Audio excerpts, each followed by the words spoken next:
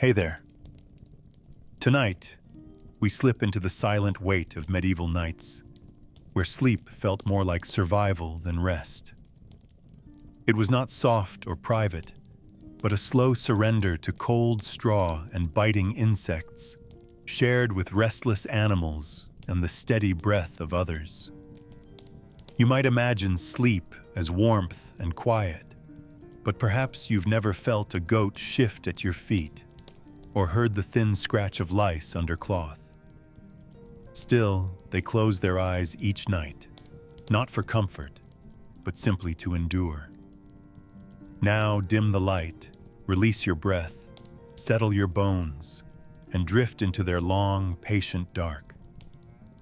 You slip beneath the thin weight of wool, the scratch of rough linen on your neck, and the stale scent of yesterday's sweat clinging close to your skin. The light fades not all at once, but like a slow sigh pulling back into the walls. You close your eyes, but the dark is not empty. It is filled with the restless movement of bodies near you, the shift of straw beneath a restless heel, the shallow hum of someone's quiet prayer. This first descent into sleep is not final. It is merely an intermission from the cold draft crawling under the door and the unsteady breath of the goat pressed against your leg. You surrender to it anyway, to the heavy pull in your bones, to the vague warmth of shared air. Your mind drifts in half-forgotten images, shallow dreams that blur into the smell of burning tallow and the ache in your hips. Perhaps you see a field in summer, or hear your mother's voice calling from a far-off yard, or watch the ghost of a neighbor stepping through your door with a silent question on her lips. These fragments rise and vanish like thin smoke, leaving only the pulse of your own slow heart to guide you deeper. Hours pass, though you do not count them. Time is a soft animal crawling through the rafters, unnoticed until it startles you awake. Your eyes open to a dark that feels different, heavier and strangely expectant. This is the hour between sleeps, the moment the medieval mind did not fear but accepted as part of the body's quiet arrangement with the night. You rise not because you wish to, but because something pulls you, perhaps the need to stir the last embers of the hearth before they die into cold ash, or to feel the rough muzzle of a pig pressed against your palm, reminding you that life still pulses outside your own fragile warmth. Some find this hour useful, a chance to murmur half-finished prayers, to confess private shames to an unseen sky, or to touch a loved one in the dark with a tremor of uncertain tenderness. Others shuffle to the corner to check for leaks, to patch a hole that whispers frost into the room. You might watch the shadows dance along the beams, imagining they carry messages from saints or warnings from demons waiting beyond the shutters.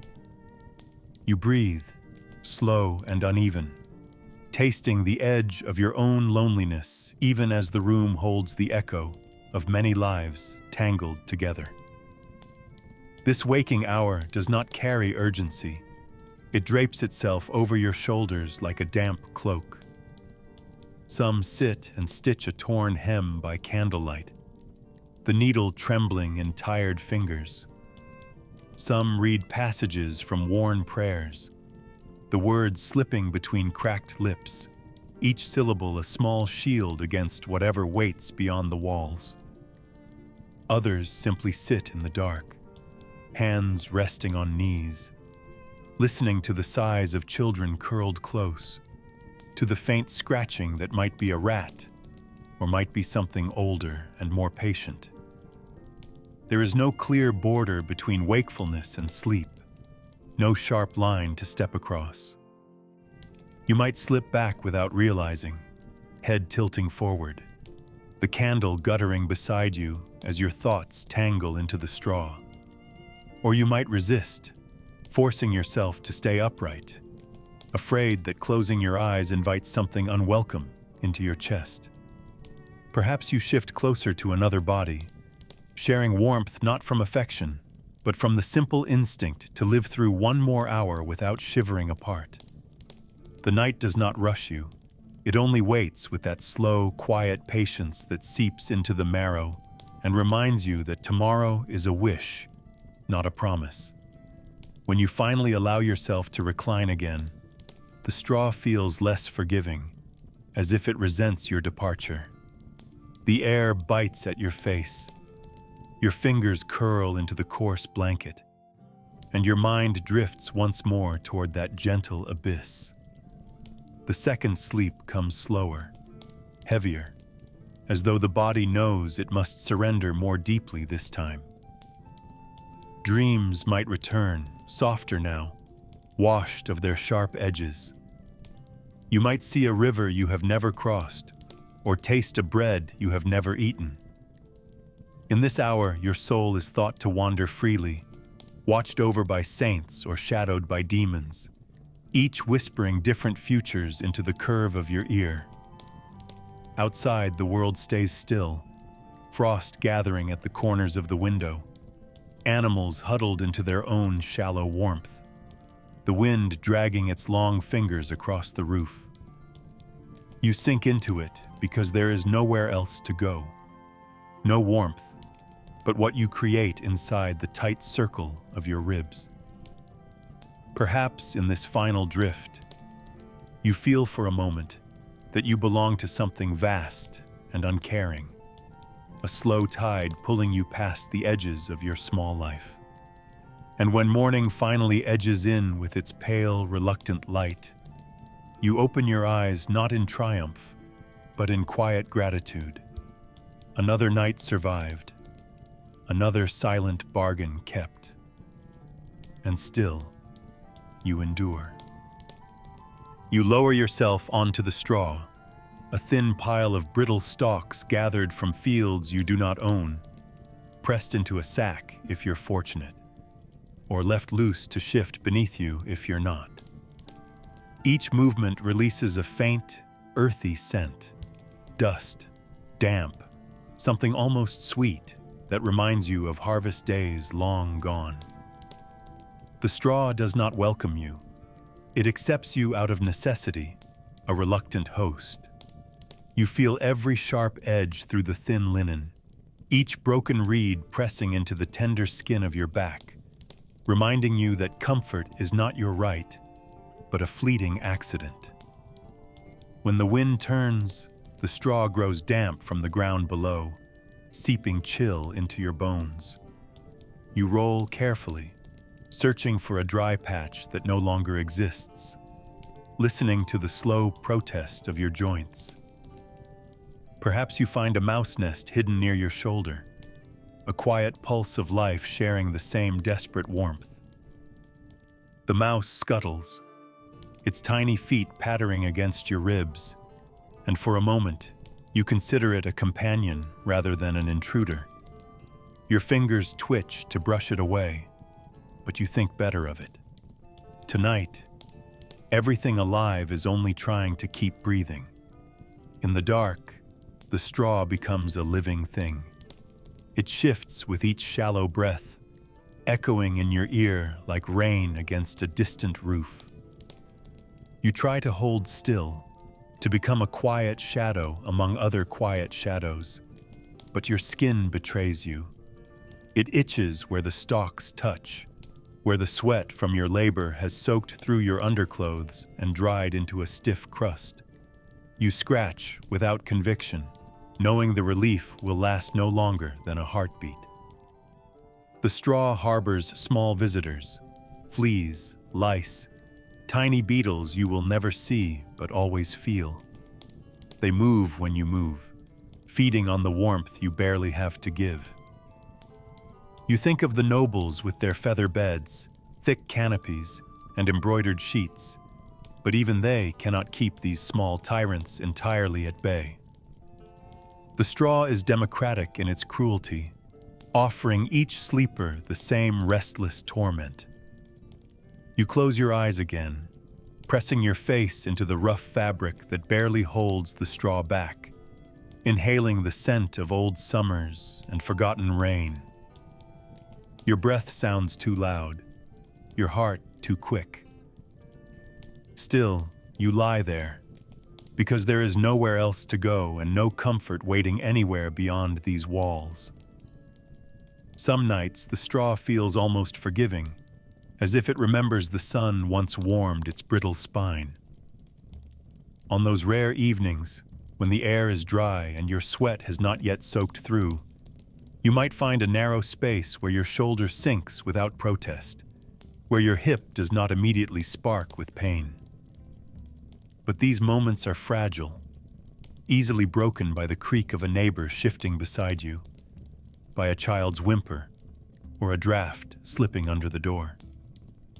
The straw gives way, crumpling into new shapes, reshaping your spine into unfamiliar angles. You try to follow its logic, curling into the softest curve you can manage, your knees brushing your chin, your arms folded like a weary bird's wings. The straw holds you in that shape, a quiet prison built from broken reeds and broken wishes. You might imagine it as a nest if you let your mind wander far enough, a place where something fragile waits to hatch. But in truth, it is nothing so gentle. It is simply the least terrible place to rest, a poor man's bed that neither promises nor delivers peace. The hours pass without kindness, each moment weighed down by the knowledge that the morning will arrive whether you sleep or not. When the first hint of pale light seeps through the cracks in the wall, you feel the straw's betrayal most keenly. Your limbs ache from the uneven support, each muscle tight as if it had labored through the night rather than rested. You shift one last time, the stalks sighing beneath you like a tired chorus. The mouse you heard earlier has gone silent or wandered elsewhere, leaving only the faint imprint of shared warmth behind. You sit up slowly, your spine resisting each inch, your breath a hesitant tremor in the cold air. Small bits of straw cling to your hair and clothing, tiny reminders that the bed has claimed a part of you, however small. You brush them away with a resigned patience, knowing they will return tonight and every night after. You rise not refreshed, but merely upright, your body carrying the night's silent argument in every joint. And as you stand on the dirt floor, staring at the straw that waits to reclaim you, you understand that sleep was never meant to comfort you here. It was meant to keep you alive just long enough to see another dawn, to step into another day of small labors and quiet hungers. And still, you endure. The room breathes as one. You feel it in the shallow rise and fall of chests pressed close beside you, in the warmth that seeps through the thin linen when a child rolls against your ribs, in the soft sigh of an elder whose dreams are heavier than yours. Sleep here is not a private act. It is a shared landscape, a quiet agreement between bodies forced together by necessity more than choice. Parents drift off with one hand draped over a child's leg, half listening for the sudden cough that might mean sickness. Siblings fight for inches of space, a sharp elbow slipping under a chin, a cold foot pressing against a knee. Distant cousins, visiting for a season or perhaps a lifetime, curl along the edges like stray dogs, silent but always listening. You do not think of yourself as alone because alone is not an option. Solitude belongs to those with thick walls and deep purses. Here, every exhale belongs to the room. Every shiver passes through a line of backs and shoulders like a whispered secret no one asked to hear. In the dark, the closeness feels like both mercy and punishment. You turn carefully, aware that each movement ripples outward, waking someone else, disturbing the fragile warmth you've all created together. The blankets, thin and coarse, slip across many bodies at once, a shared skin stretched too far to truly comfort. Someone dreams and mutters, words spilling into the straw as though they might sprout by morning. A child whimpers, fingers grasping blindly for a familiar wrist, and finds it because there is no other place to be. You listen to the slow hum of your mother's breath, the low, uneven snore of your uncle, the occasional sudden kick from a restless sister. You smell the sour mix of sweat, old broth, and the faint sweetness of a baby's hair. It is not pleasant, but it is honest. Each scent a small proof of survival, each noise a testament to another day endured. You hold your breath sometimes, waiting for the room to fall still again, for the tide of bodies to settle back into that shallow, collective drift. When one person wakes, the entire arrangement shifts like a flock of birds startled from a field. A father might rise to stoke the dying hearth, stepping carefully over ankles and hips, each footfall a soft negotiation. A mother pulls a child closer, shushing them before words can wake the others.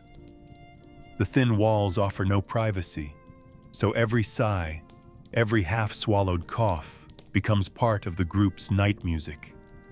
You learn to sleep in fragments, in fits and starts, finding moments of stillness between the reshuffling of limbs and the sudden hush that follows a dropped bucket or a creak in the rafters. Dreams do not belong to you alone. They drift through the room, borrowed and returned without apology.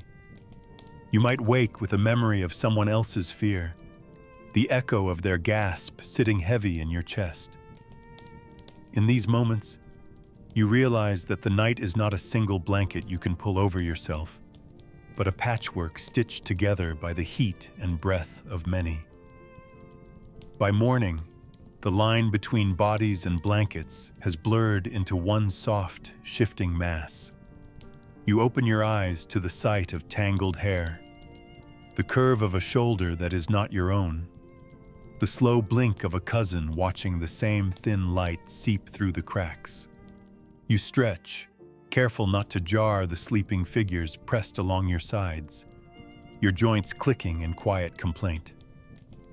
The floor is cold beneath the scattered straw, but the bed you leave behind is colder still without the others. You move because you must, because the day calls with its endless small demands, because the hearth needs feeding and the animals wait for your hands. But before you rise fully, you pause and feel the shape of the room around you, the shared pulse that has carried you through another night. You do not thank it aloud. Gratitude here is silent, a nod of the soul rather than the mouth.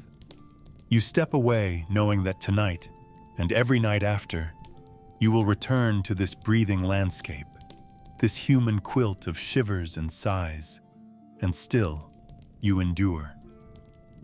The cold lives with you as a silent guest, always present even when the fire sputters its last fragile glow. It seeps into your bones before you even lay down, sliding up your legs and curling into your chest like a stray dog searching for warmth. The stone walls, thick and unmoving by day, become restless at night, creaking and sighing as if they remember each winter they have endured before you. You pull the wool blanket higher, though it feels more like a thin promise than a true barrier. The draft slips beneath it anyway, finding the hollows of your neck, the crook of your knees, those tender places you cannot truly protect. Your breath floats before you in small, white ghosts, vanishing almost as quickly as they form. You shiver, not all at once, but in quiet waves that roll through you without mercy. You close your eyes and imagine warmth, but even your thoughts seem to exhale frost. Perhaps you remember a summer sun on your shoulders, but it feels like a distant rumor, a warmth that belongs to someone else. Sleep comes cautiously when the cold presses against you like a second skin. Your muscles tense even in dreams, your fingers curled into fists beneath the blanket, as if bracing for a blow that never arrives. Each inhale feels sharp, the air carrying a weight that scratches at the inside of your throat. You listen to the slow groan of the roof beams above, the whimper of a distant animal, the soft crackle of frost biting at the door frame. You learn to hold yourself smaller, to fold into the shape of your own heat, though it is never enough.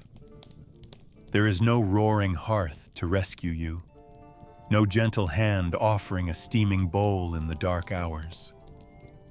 Only the long, patient cold, a companion you did not choose but cannot dismiss.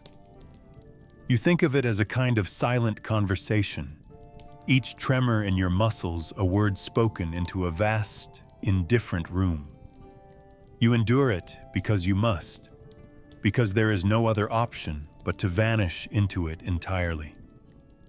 In the middle of the night, the cold becomes almost intimate. You feel it tracing your spine, slipping into your hair, curling beneath your eyelids.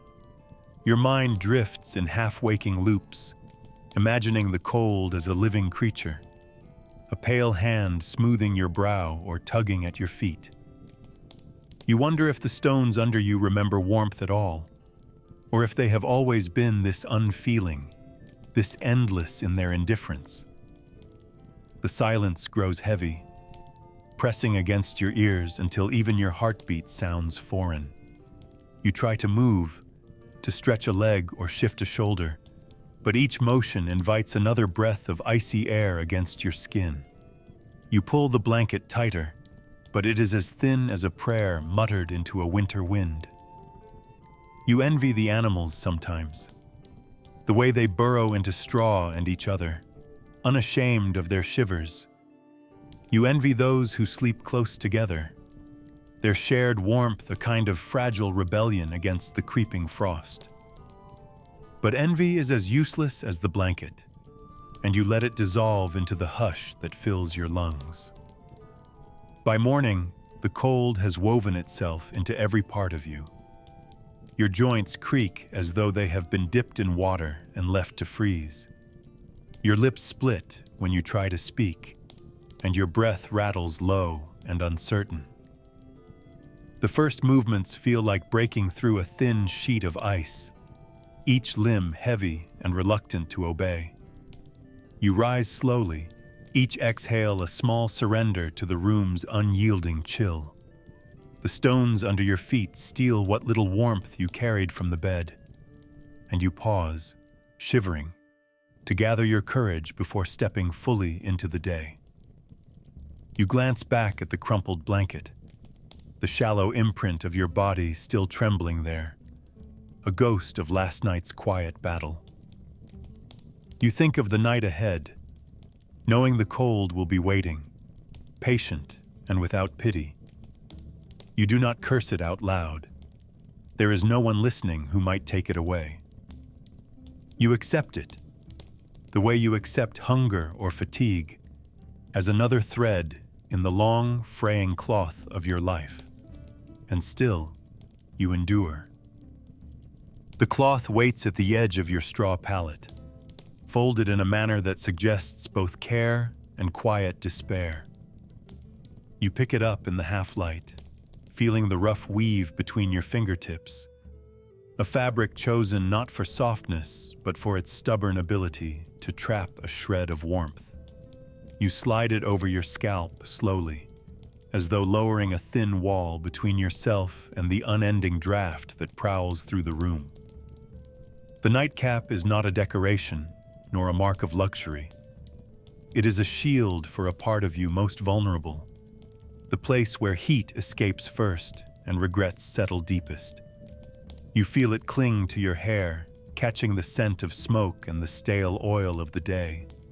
It rests heavy on your forehead, pressing gently against your temples as if to hush thoughts you can't quite leave behind. Each fold whispers a different kind of surrender, a small agreement with the dark to let the night pass without further complaint. As you lie back into the reluctant embrace of the straw, the nightcap becomes a companion in your long negotiations with the cold. It muffles the soft sounds of the room, someone's muted cough, the scuffle of a rat along the wall, the restless shifting of a child nearby. Beneath its fabric, your breath feels closer, echoing in a private cavern of wool and linen. You imagine the cap as a thin layer of earth, burying the chatter of your thoughts, allowing you to drift somewhere between waking pain and reluctant dreams. You think of the wealthy, their caps dyed in colors to show their status, embroidered edges that speak of coin rather than comfort. Yours is plain, almost grim, a badge of survival rather than vanity. The nightcap is a boundary between the raw air and your fragile warmth, a final defense against the world's long, unfeeling exhale. It does not promise sleep nor relief, only a slight dulling of the edges that might otherwise slice into your skin before dawn. Sometimes you wake to find it twisted around your neck, half fallen over one ear, as if it too tried to escape the bed's hard truths. You adjust it carefully in the dark, fingers fumbling at seams you know by heart. The motion is slow, a ritual that feels as old as the stones that sweat beside you each night. You press it down, covering as much as possible, listening to the hush of your own pulse as it argues with the quiet beyond the walls.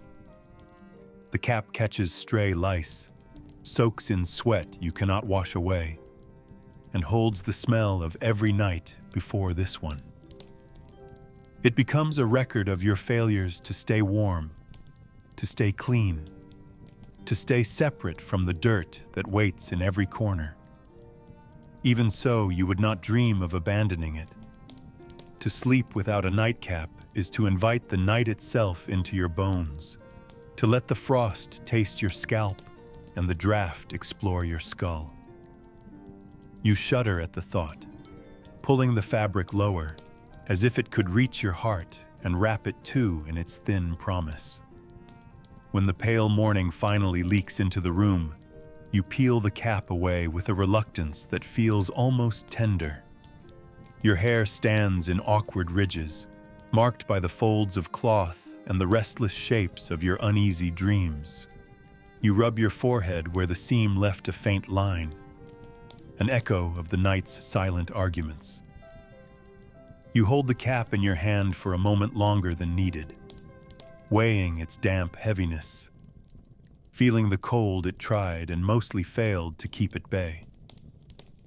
You lay it aside, knowing it will wait for you tonight and every night that follows, a quiet guardian resigned to its small, thankless task.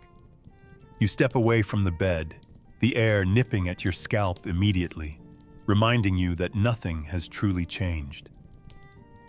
The cap lies there, a soft monument to the quiet desperation that shapes each hour of darkness. You do not thank it aloud. The gratitude lives only in the space where your head once rested, a breath, a whisper, a thin line of warmth in an otherwise indifferent world, and still you endure. The door closes behind you with a groan, a sound that seems to echo longer than it should, as if the walls themselves are reluctant to accept another restless body. You step into the dim room, the smell of sweat, smoke, and damp wool wrapping around you immediately, a thick, clinging embrace you did not ask for. The beds are not separate sanctuaries, but wide wooden frames strewn with straw sacks, each already sagging under the weight of bodies that arrived before you. You glance at the shapes half hidden under threadbare blankets, strangers with faces turned away or buried under rough fabric, their breaths rising and falling in uneven rhythms.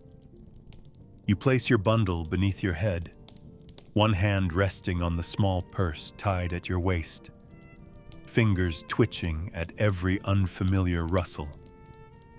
You know these people by scent before you ever learn their names, if you learn them at all.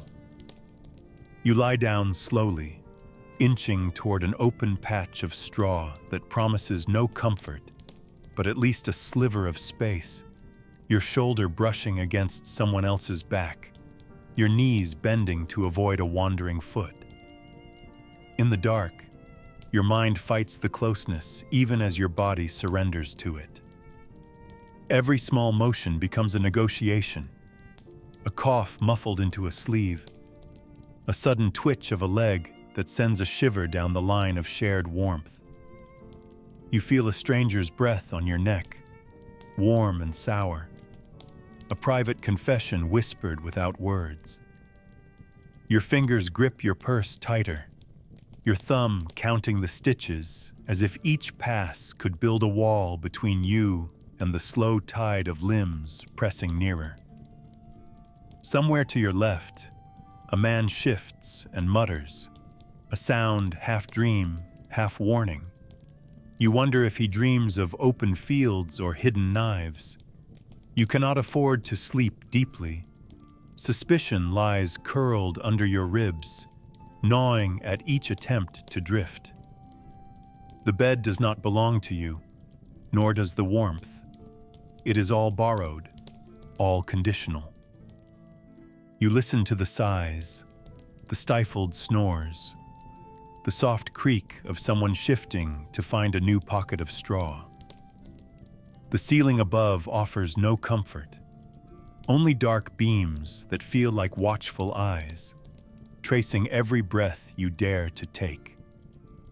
Eventually, your muscles loosen, if only from exhaustion rather than trust.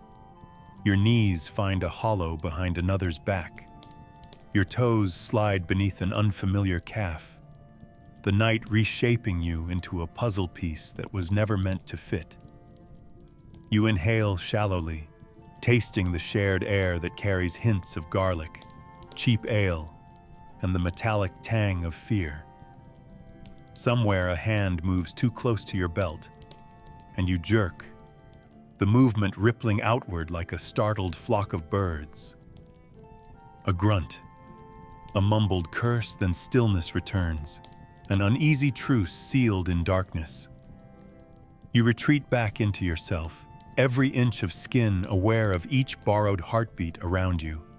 Your mind floats at the edge of wakefulness, skimming half-dreams where you are both alone and endlessly surrounded. You wonder how many secrets sleep here tonight, how many quiet bargains have been struck beneath these thin blankets.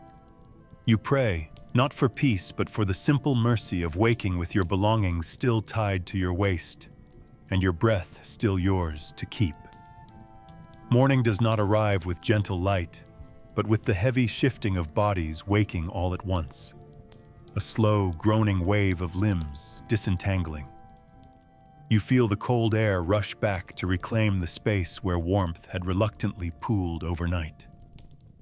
You open your eyes to faces lined with suspicion and exhaustion, eyes that dart to check their own small piles of belongings, fingers that slide over hidden pouches and leather strings. You sit up carefully, the straw crackling beneath you, your hand still fixed to your purse as though stitched there in the night. You stand, legs stiff and slow to obey, and glance once at the bed you leave behind, a battlefield of creased blankets and silent stories. You move toward the door without speaking, your shoulders hunched as if bracing for a blow. No one bids you farewell. No one offers a nod or a word. You are all ghosts passing through the same cold corridor, each carrying the silent relief of having survived one more shared night. You step outside, the air sharp against your face, and for a moment, you imagine sleeping alone. But solitude is a luxury reserved for the wealthy or the already dead. You pull your cloak tighter and move on, and still you endure. The room holds more than human breath. In the dark, you feel the slow warmth of a dog pressed against your leg, its flank rising and falling in quiet rhythm. A silent guardian you did not ask for but need more than you admit. You hear the low grunt of a pig shifting near the hearth, snuffling at scraps left behind after the evening meal, its movements sending shivers up your spine as if the floor itself is alive. Chickens rustle in a woven basket by the door, their feathers whispering against each other, small heads twitching at every unseen creak. You shift your feet carefully, aware that a sudden kick might disturb the fragile line between uneasy sleep and chaos. The straw smells sharper now, mixed with the sharp scent of animal musk and the sour hint of old hay. You inhale it deeply because there is no other air, no other warmth. Each creature around you is both burden and blessing, their presence a constant reminder that survival is a shared act, a slow, shivering alliance formed in the deepest hours of the night. The dog sighs in its sleep, its paws twitching as it chases silent ghosts in dreams you will never see. You feel its body heat seep into your leg, a narrow river of warmth that stops just short of comfort. You resist the urge to push closer, knowing that even animals have limits to their patience. The pig snorts again, rolling its weight against the wooden frame of the bed, a soft thud that echoes like a distant drum. You wonder if it dreams too, if it carries some memory of open fields or cool mud beneath the sun, or if it simply exists moment to moment, untroubled by tomorrow's slaughter. The chickens settle in a sudden hush, a blanket of soft clucking that fades as quickly as it came. You listen to all of them breathing, an orchestra of life folded into the corners of your narrow world. You do not own them entirely. They are guests who pay their rent in warmth and quiet companionship. You accept their closeness the way you accept a stone in your shoe, unpleasant, but somehow necessary for the path you walk. Some nights you imagine what it would feel like to sleep alone, to stretch your limbs without brushing fur or feathers, to breathe air that belongs only to you. But that thought evaporates as quickly as it forms, swallowed by the cold draft that curls beneath the door. The dog shifts again, pressing its spine more firmly against your thigh, a silent insistence that you are not truly separate from anything here. The pig lets out a deep, rolling breath that vibrates through the floorboards, a low reminder that life persists in even the heaviest shapes. You feel a feather drift across your ankle, a ticklish flicker that sends a reluctant smile across your fan before it is swallowed by the dark. These small intrusions become a language of the night, a silent vocabulary that says, "I am here. You are here. We are still breathing." You shift your hips to make room for a paw, curl your toes to avoid a beak, adjust your blanket to share a corner of warmth with a shape you can barely see. Each adjustment is a quiet offering, a small surrender to the reality that no warmth is ever truly your own. When the first light presses against the walls, pale and hesitant, you find yourself reluctant to leave the tangled comfort of your strange bedfellows. You rise slowly, careful not to disturb the dog now sprawled across your blanket, its eyes flickering open with a soft groan. The pig grunts and pushes itself upright, shaking straw from its flanks in a rain of dry whispers. The chickens begin their morning calls, thin and sharp, slicing through the heavy air. You move through them like a ghost, your fingers brushing against fur and feathers, your toes seeking safe paths across the rough floor. You gather your things in silence, the animals watching with their patient, indifferent eyes. You step into the morning carrying their warmth like an echo in your bones, a soft ghost of the night that stays with you longer than any dream. You do not thank them aloud. There are no words for this contract, this shared breath in the dark. Instead, you nod to the dog, to the pig, to the restless chickens, acknowledging their silent gift. And still, you endure.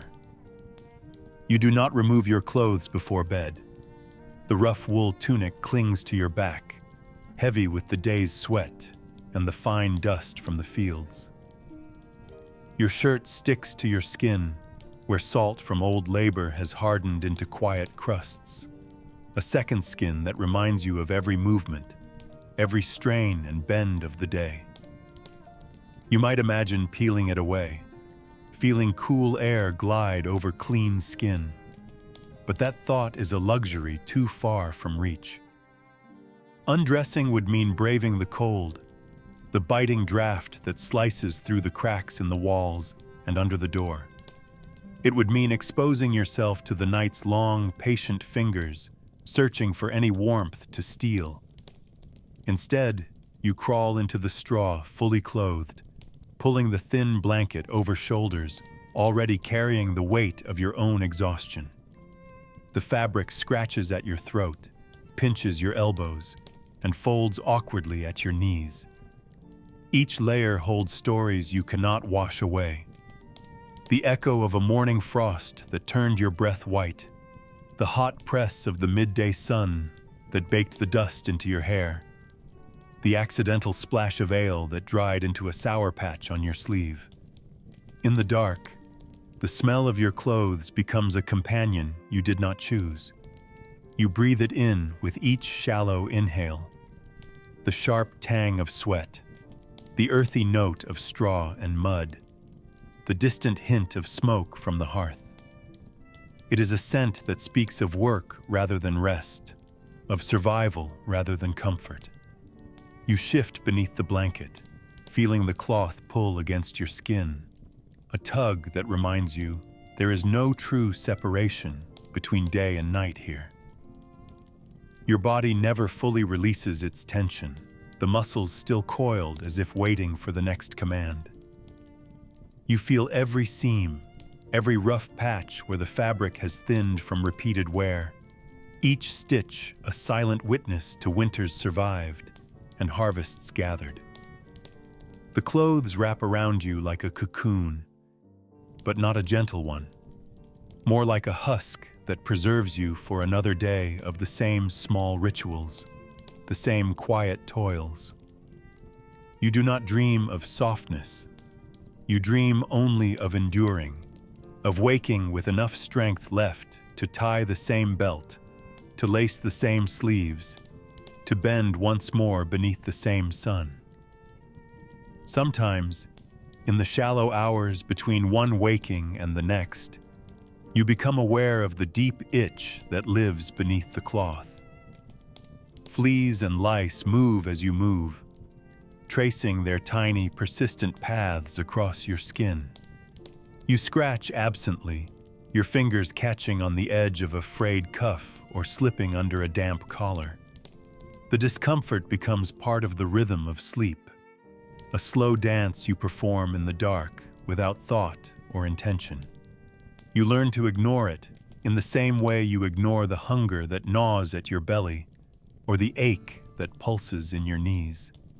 You might hear someone nearby, a half-muttered groan as they too shift in their own wool prison, each of you bound in private struggles that echo softly through the shared room.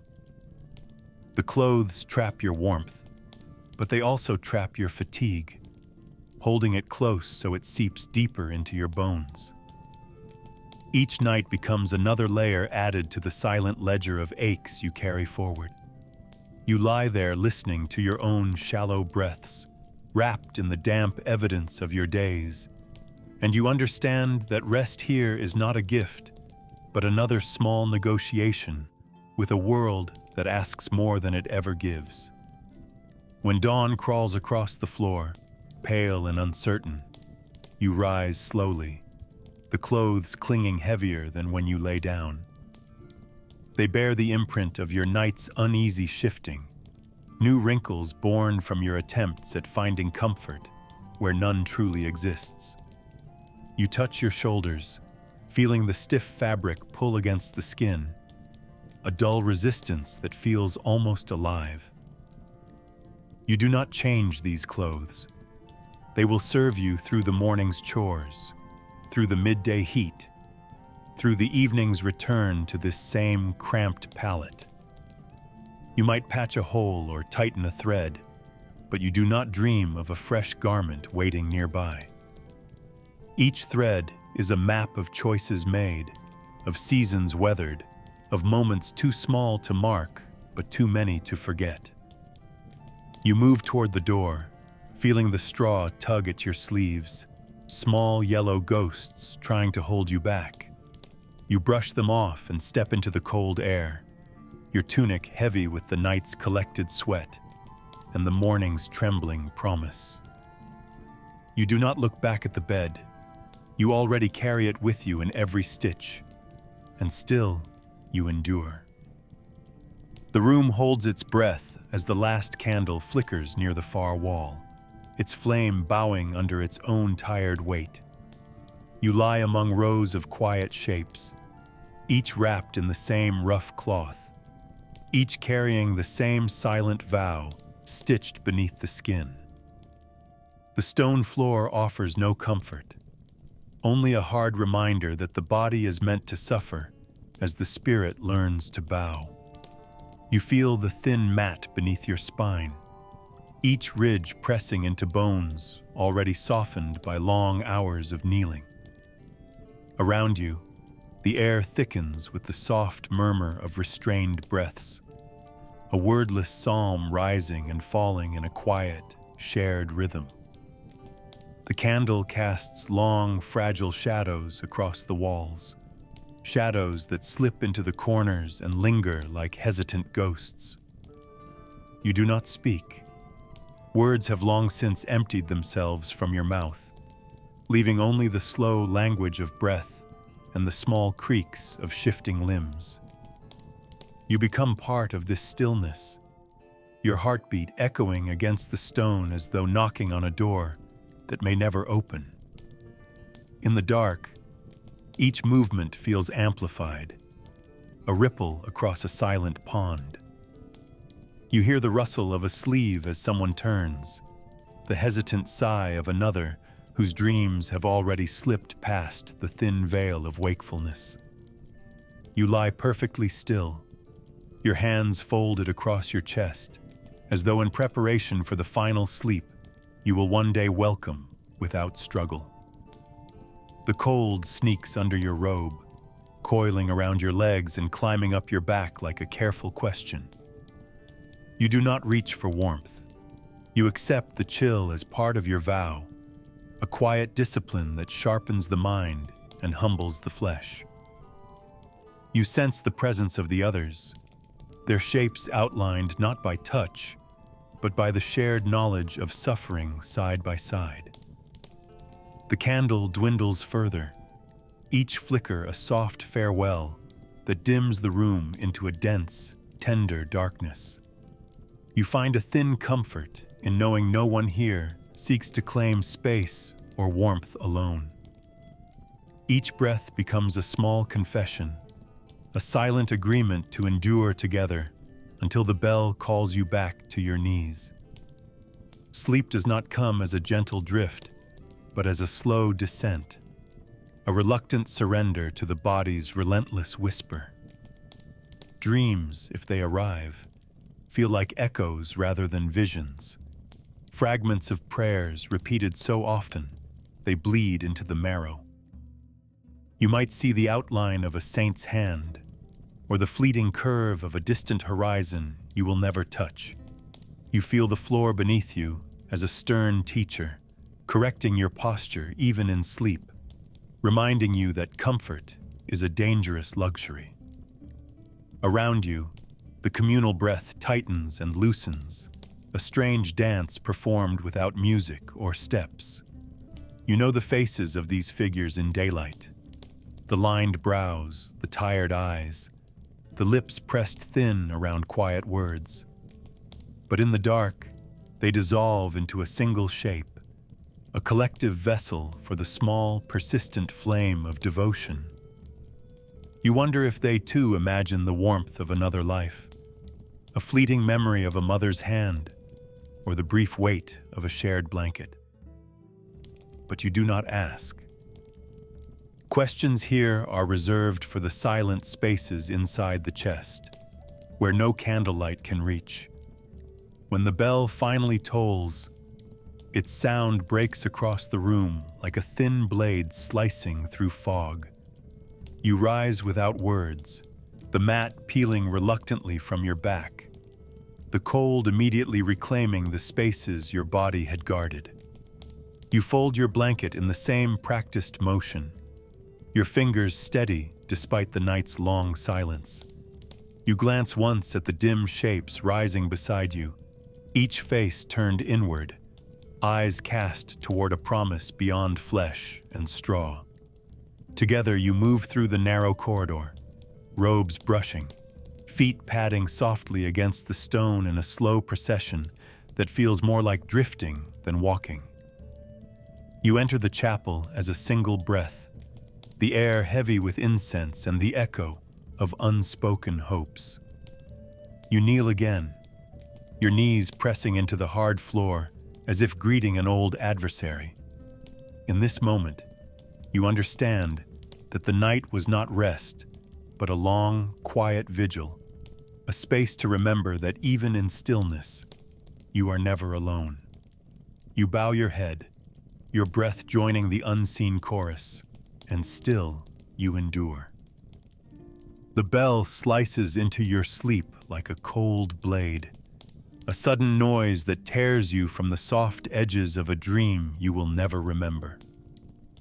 Your body reacts before your mind can protest, feet sliding from beneath the thin blanket to find the cruel welcome of the stone floor. You feel each bone hesitate, each joint cry out in quiet rebellion as you stand. The air clings to your skin, a damp veil that reminds you that warmth is a fleeting privilege, not a right. You move by instinct, your fingers fumbling for the edge of your robe, pulling it tighter around shoulders still heavy with sleep's reluctant embrace. You look around without really seeing, the shapes of others rising and moving like silent specters in the flickering glow of a single guttering candle. You follow them because that is what you do, each step a vow renewed without words. The cold bites into your soles, tracing small, invisible lines up your calves and into your spine, a steady reminder that the body must always kneel before the demands of devotion. As you shuffle through the narrow corridor, the echoes of feet against stone sound like a distant storm. You keep your eyes lowered, watching the hem of the robe in front of you sway and shift with each careful step. Your breath puffs out in small clouds, vanishing before they can warm even your own chin.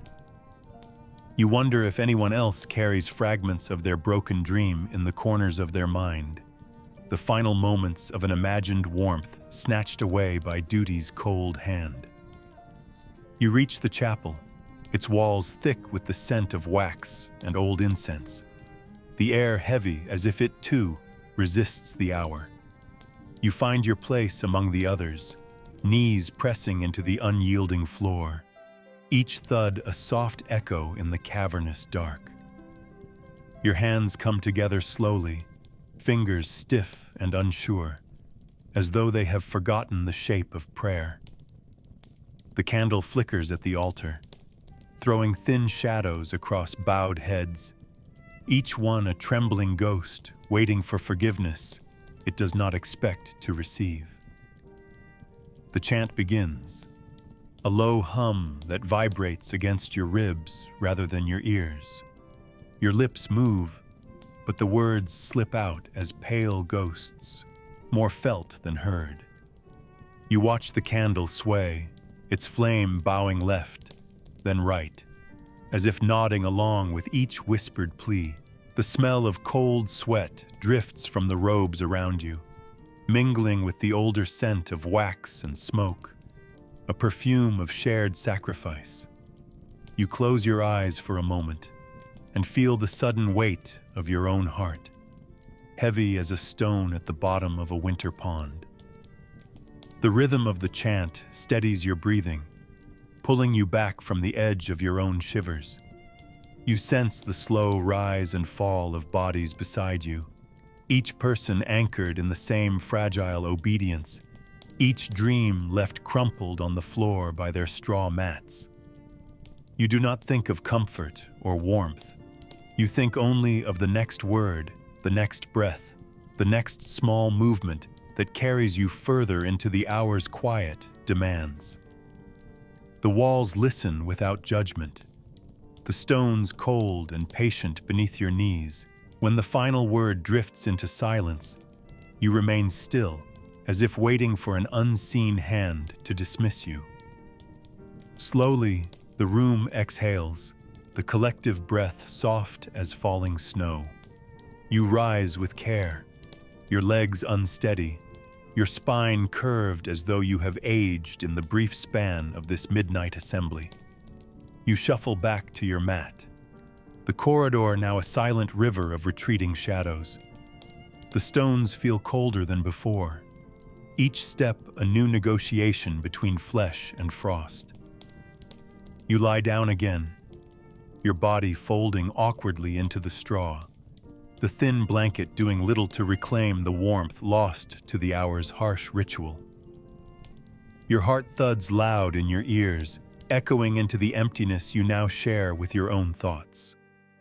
You do not expect sleep to return easily. It hovers at the edge of the room, cautious and reluctant, a guest you must coax rather than command. You listen to the night settle again, the small creaks and sighs of a building learning to breathe without your voices. You close your eyes, the ghost of the chant still echoing beneath your ribs, and still, you endure. You do not lie flat when you sleep. The idea of stretching out fully, of letting your limbs sprawl across the straw, feels like a dangerous invitation to something final, a posture too close to the grave. Instead, you fold yourself into a shape that hovers between waking and surrender, your back pressed against a rough wall or a wooden bolster wedged behind your shoulders. Your neck tilts forward at an awkward angle, your chin nearly touching your chest, each shallow breath a gentle, cautious sip of air. The weight of your own head pulls at your spine, and each moment feels as if you might topple forward and disappear into the floorboards. You tell yourself this is safer, that upright sleep keeps the humors balanced, that the lungs stay open and vigilant. In the darkness, these small stories become your armor against deeper fears, the quiet dread that slipping too far into the straw might invite the final sleep you have not yet earned. You adjust your cloak around your knees, fingers digging into the fabric as though it could anchor you to the thin line between today and whatever waits beyond the edge of breath. Beside you, others mirror your form, rows of curved silhouettes resembling wilted stalks waiting for sun that will not come. You hear the occasional soft grunt as someone shifts, a cloak sliding against stone in a slow complaint. You listen to the uneven rhythm of inhalations, punctuated by the small, wet cough of an elder whose lungs never fully quiet. Your own breath stutters sometimes, catching in the narrow space between your ribs, a small panic blooming briefly before subsiding into shallow resignation. The night presses against your chest, not as a blanket, but as a slow, heavy hand. You count the moments between heartbeats, each pause a silent question that trembles inside your sternum. Sleep hovers nearby like a wary cat, stepping forward and then retreating, never quite trusting the cramped hollow of your chest. You feel your legs ache beneath the bent weight of your torso, knees locked in half prayer, half surrender. You wonder if anyone here dreams at all, or if each mind drifts instead through a fog of half-thoughts, never truly crossing into the gentler country of dreams. Hours stretch and blur, marked only by the numbing creep of cold into your toes and the pins and needles that bloom along your calves. You adjust again, a slow, creaking dance meant to redistribute discomfort rather than to find comfort. Your head bobs forward for a moment, chin pressing harder into your chest, and a shock of fear shivers up your spine, an instinctive recoil against the imagined nearness of death. You jerk upright again, breath caught and ragged, your eyes darting across the dark to confirm you are still among the living. Around you, the room remains heavy with the low sighs and stuttering snores of others, each locked in their own small negotiations with the night. You try to steady your pulse, pressing your palm against the thin rise and fall of your belly, reminding yourself that the body persists even when the mind fractures. You think of the stories told by firelight, warnings of demons who slip into the mouths of sleepers lying flat, stories that teach obedience through terror rather than kindness. You do not know if you believe them, but belief feels less important than the habits it leaves behind. When the first pale suggestion of dawn seeps into the cracks above, your body feels like a broken basket, each joint threatening to splinter beneath your weight. You unfold yourself slowly, the cloak sliding from your knees in a soft complaint, straw clinging to the folds like small, accusing hands. Your neck protests each cautious movement, 1,000 silent echoes of the night's long vigil. You rise because you must, because morning demands the labor that keeps the hunger at bay and the roof overhead. You glance around at the others, each one emerging from their own private prison of bent spines and shallow breaths, faces pale and eyes half lost to the unkind dark. No words pass between you. The understanding lives beneath the skin, in the trembling fingers and the stiff, uneven gait that carries each person forward. You step into the weak light, the air slicing along your newly exposed throat, and feel the small victory of simply standing upright. You do not look back at the place where your body once leaned and shivered. You carry its shape inside you, an invisible shroud you will wear again tonight and every night after, and still you endure. Your hands fold together slowly, fingers twisting around each other like roots searching for hidden water. The air hangs heavy in the room, thick with the quiet sound of shifting straw and the faint crackle of a dying hearth. You lower your head, eyes sinking into the dark beyond your lashes, searching for something that feels far away and yet as close as your own ribs. Your breath shivers against your knuckles, each exhale a thin thread stretching upward into the unseen. You whisper words learned before memory, syllables that taste of ash and damp stone, words that have passed through countless lips long gone to dust. You do not speak them loudly. They are not for the room, not for the neighbors pressed shoulder to shoulder, but for the small space inside your chest where hope flickers like a guttering flame. You confess quietly, as if each sin might echo against the beams and return to you twice as heavy. You ask for protection, for the mercy of waking, for a blanket against the cold breath of death that hovers just outside the door. The words fall out in slow drips, each one a cautious offering to a heaven you cannot see. As you continue, Your voice falters, trembles in the gaps between each breath. The prayer becomes a kind of rhythm, a soft tapping at the door of sleep that has not yet agreed to let you enter.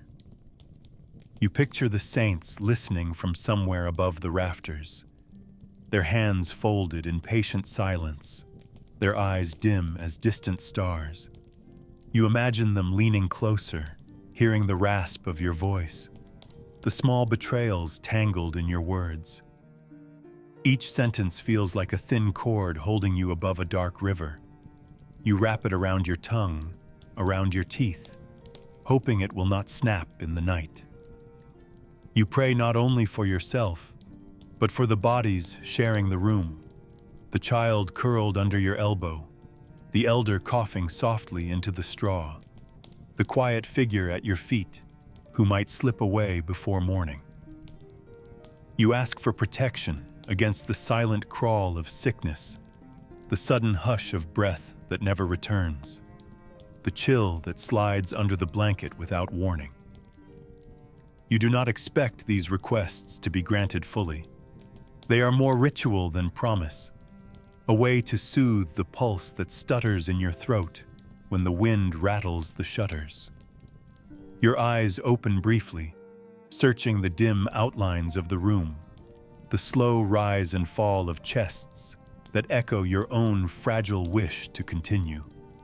The straw shifts, a soft complaint beneath your knees, reminding you that nothing here is soft by choice. You bow your head again, this time lower, as though folding yourself into the shape of your own plea. Your fingers ache from the tight clasp, knuckles pale and bloodless, but you do not release. You ask forgiveness for the small cruelties you carried through the day, the sharp word to a sibling, the stolen glance at another's crust of bread, the silent envy of a neighbor's thicker cloak. You offer your fear like a coin pressed into an unseen hand, hoping it might buy you one more dawn. You feel the room grow colder around you, the fire now just a memory glowing faint beneath the ash. The final words of your prayer slip out almost unnoticed, a soft surrender to the darkness pressing in at the edges of your thoughts. You draw a slow breath, as if tasting it for the first and last time, and let it tremble out through your joined hands. When you finally lower your hands and stretch your fingers, they feel foreign, as though they belong to someone who has already drifted past the edge of this narrow world. You crawl into your straw bed with the cautious reverence of one entering a crypt, each movement deliberate, each rustle an echo of the plea still lingering on your tongue. You pull the thin blanket up to your chin, your breath clouding briefly before vanishing into the ceiling's dark mouth. You close your eyes with the taste of prayer still clinging to your lips, a thin barrier against whatever waits beyond the thin door and thin walls. Sleep arrives like a hesitant guest, pausing at the threshold, listening for permission to enter. You feel your heart slow beneath your ribs, each beat an uncertain drum in a vast, silent field. You do not know if you will wake again, and in that unknowing, you find a strange, tender peace. You drift, folded into the shape of your own whispered promises, and still you endure. You feel them before you see them, if you ever truly see them at all. They wake with you and sleep with you, their tiny movements mapping the contours of your skin in a language you can neither read nor refuse. Each bite is a small, sharp greeting, a reminder that your flesh is not entirely your own, but a shared landscape of hunger and persistence. You lie still at first, hoping that if you do not move, they might lose interest, drift away to another patch of warmth. But they do not. They march along your neck, gather behind your ears, trace the soft skin at your inner elbow where the blood flows closest to the surface. You scratch gently at first, a hesitant negotiation, a quiet plea for mercy. The itching blooms despite your caution, spreading like a slow fire beneath your tunic and along the curve of your spine.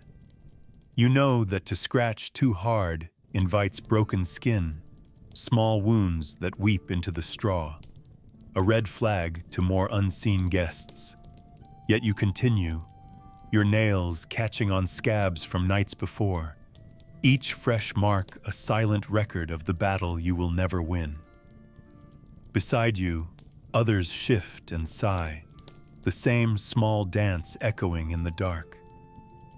You hear the low rustle of fingernails on flesh, the faint gasp as someone stirs from half-sleep to chase the ghost of relief.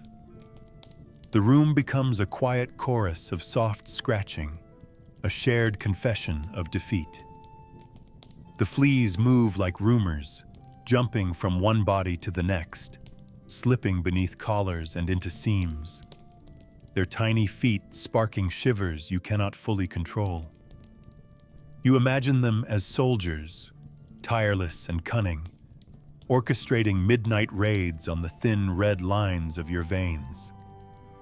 The lice stay closer, nesting in the shadows of your hair, weaving their tiny kingdoms strand by strand. You try to picture them as harmless, as creatures simply seeking warmth like any other. But each new itch reminds you of your own fragility, the thinness of your skin, the vulnerability that you wrap in wool and prayer, but can never fully hide. You hold your breath when you scratch, as though hoping silence might trick them into mercy. Hours stretch into a slow fog of small torments. You roll from one side to the other, seeking an imaginary safe patch, a cool corner of straw untouched by their quiet campaigns. The blanket tangles around your ankles, your fingers raw from restless scratching. In the moments between, you listen to your own pulse, a rapid murmur beneath the skin that calls to them like a distant drum. You think of the saints who endured greater pains, of martyrs who faced flames and blades without a tremor. You wonder if they too would falter under the tiny teeth of these night tyrants, if even the purest heart would twitch under 100 small invasions. You press your palm to your chest, feeling each thump as proof that you remain despite the indignities. Your mind drifts, half dreaming of water, of baths too warm and too distant to touch, of soap lather that slips away like a prayer unanswered. You imagine scraping your skin clean with sharp stones, peeling away the layers that betray your weakness. But the thought fades, replaced by another urgent itch, another helpless sigh that melts into the shared dark. When the first pale light slides across the floor, you feel the last small movements beneath your shirt, a final bite at the edge of your ribs, as if they too acknowledge the coming of day. You rise slowly, your joints stiff from the night's restless shifting, your fingers stained with small traces of blood and straw dust. You shake your tunic, watching the tiny shapes vanish into the air or fall into the folds below.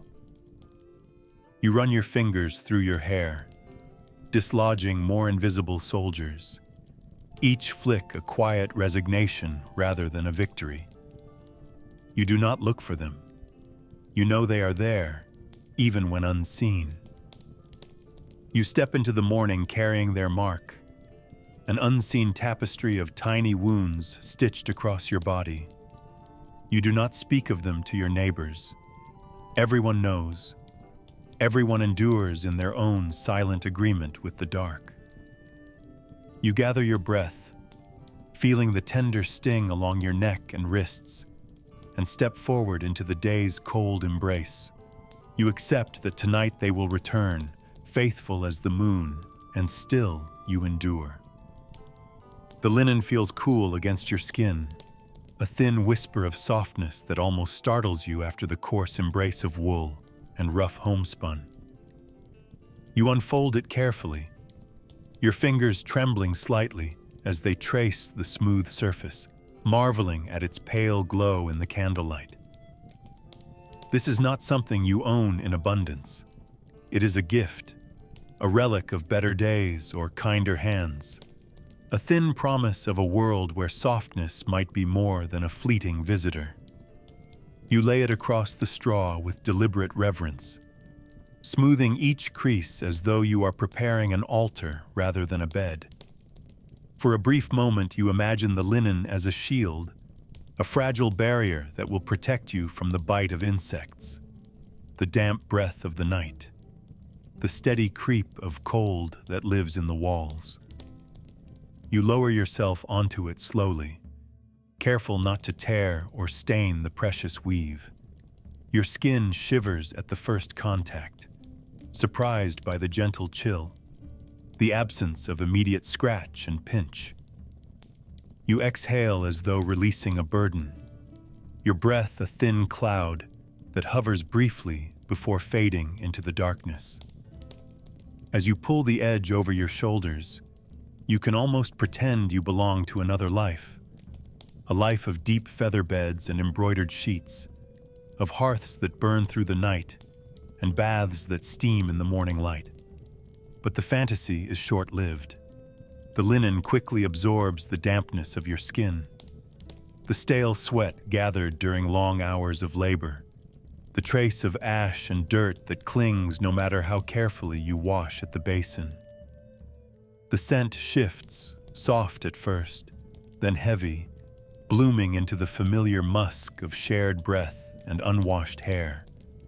You feel the linen surrender beneath you, its promise unraveling stitch by stitch as the night wraps tighter around your shoulders. You tug it closer, desperate to keep the illusion intact, to feel for one more moment that small dream of purity. Each movement draws new wrinkles across its surface, folds that capture small pockets of warmth, but also trap the rising scent of your own exhaustion. You listen to your heartbeat echo into the cloth, a slow drum reminding you that no fabric can fully hide the truth of your body. Nearby, others shift in their own beds, some wrapped in heavy wool, others pressed directly against the straw. You hear a quiet envy in their breath, a soft sigh that drifts toward you like a question you do not want to answer. You think of how the linen might look in the morning, its pale surface marked with the outline of your shape, small stains blooming like bruises where sweat pooled in the night. You imagine fingers tracing those marks, reading them as a secret history of longing and small defeats. The linen becomes a confessor, absorbing each silent admission you cannot share aloud. The fleeting wish for more, the hunger that gnaws at you beyond bread and broth, the quiet fear that even this small softness might vanish forever. You twist the edge around your wrist, anchoring yourself to its fragile promise, feeling the thin thread dig gently into your skin. You do not expect it to last, but for now, it is enough to keep your chest rising and falling, to hold back the shiver that waits just beneath your ribs. When the first pale light begins its slow crawl across the floorboards, you lie still, reluctant to move and break the final bond with your fragile protector. You feel the linen clinging to your back, damp and heavy now, its smoothness surrendered to the weight of your body and the long hours of restless shifting. You pull it away with slow hands, each inch revealing new shivers that chase across your skin. You fold it carefully, even as the dark patches bloom across the surface, each one a quiet testament to the night's small battles. You place it aside as though placing a fragile relic on a shelf, your fingers lingering on the last clean edge. You rise, feeling the cold air reclaim the spaces the linen once guarded, each breath sharp against your teeth. You look at it once more, knowing tonight it will wait, ready to resume its silent duty, to hold your warmth and your secrets without question. You step forward into the day's harsh demands, the memory of that brief softness lingering on your skin like a ghost you do not try to chase away. And still you endure. You watch the hearth surrender to the night, the orange glow of its last embers shrinking into a small, defiant breath against the heavy dark.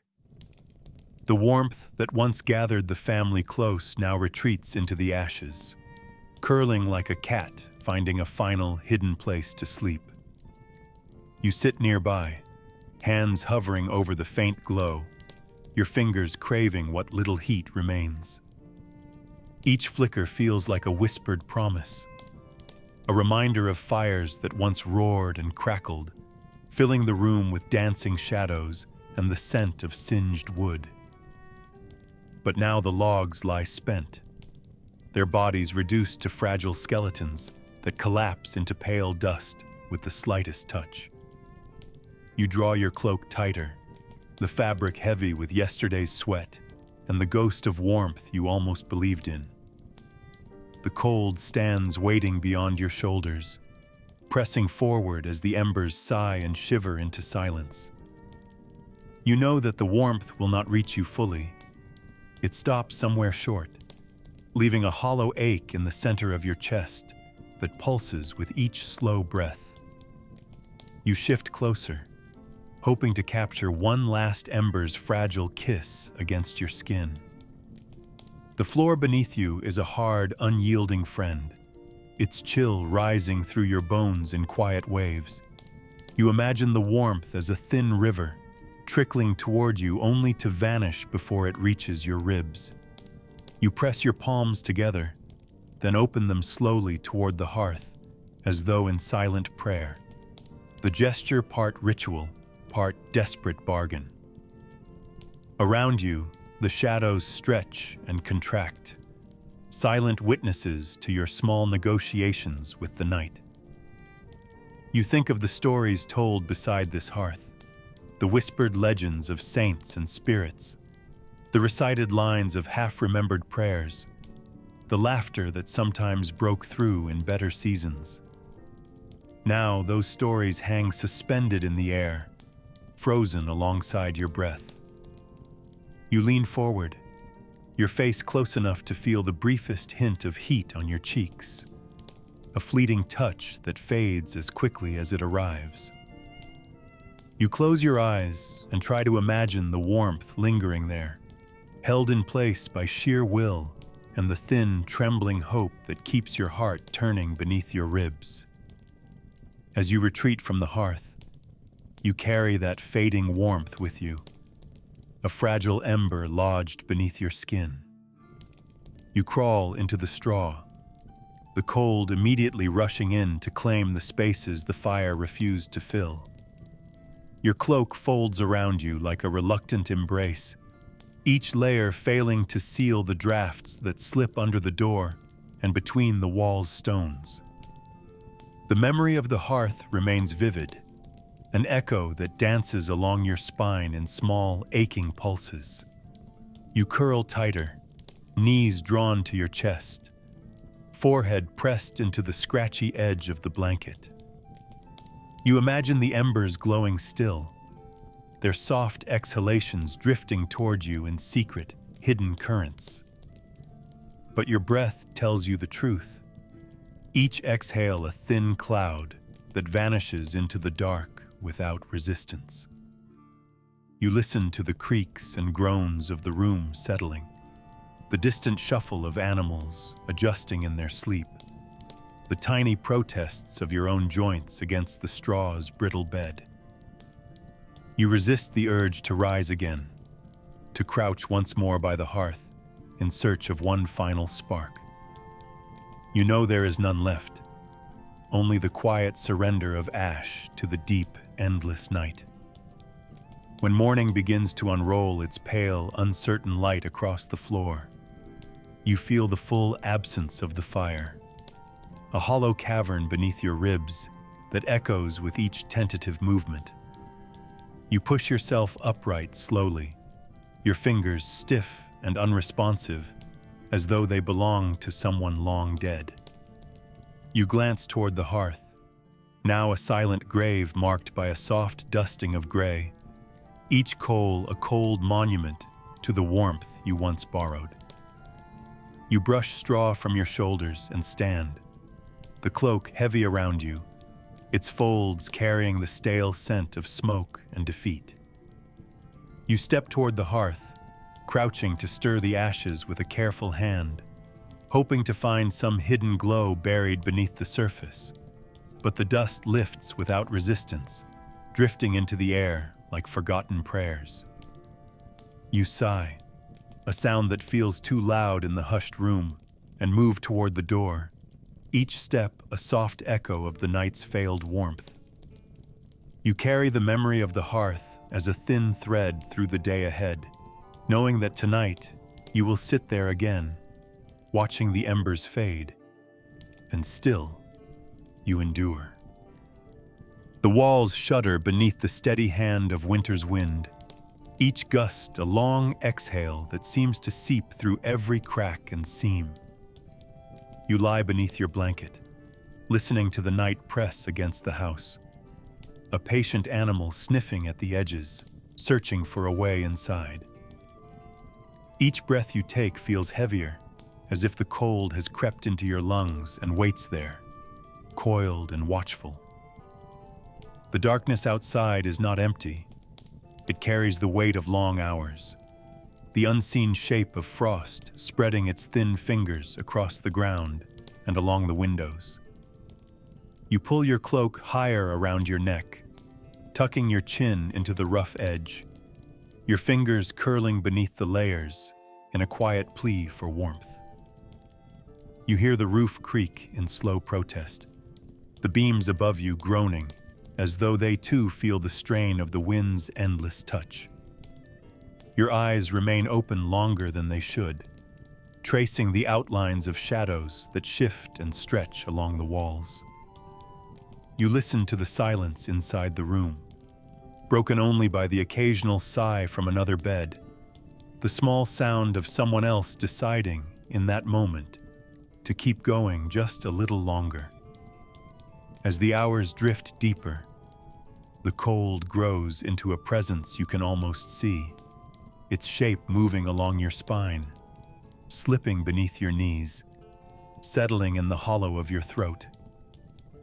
You turn carefully, each motion releasing small puffs of stale air that vanish into the shadows. Your bones ache in quiet protest, the joints stiff as though they have turned to frozen knots beneath your skin. You think of morning, but the thought feels too distant, a weak flame on the far side of an endless sea. You measure time not in hours, but in the small tremors that ripple through your ribs, the shivers that echo against your teeth. You whisper to yourself, words too faint to carry, small vows to hold on, to breathe again and again, no matter how thin or reluctant each inhale feels.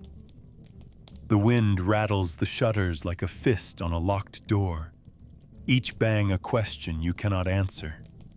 You imagine the darkness outside as a vast, yawning mouth, waiting to swallow the last warmth left in the world.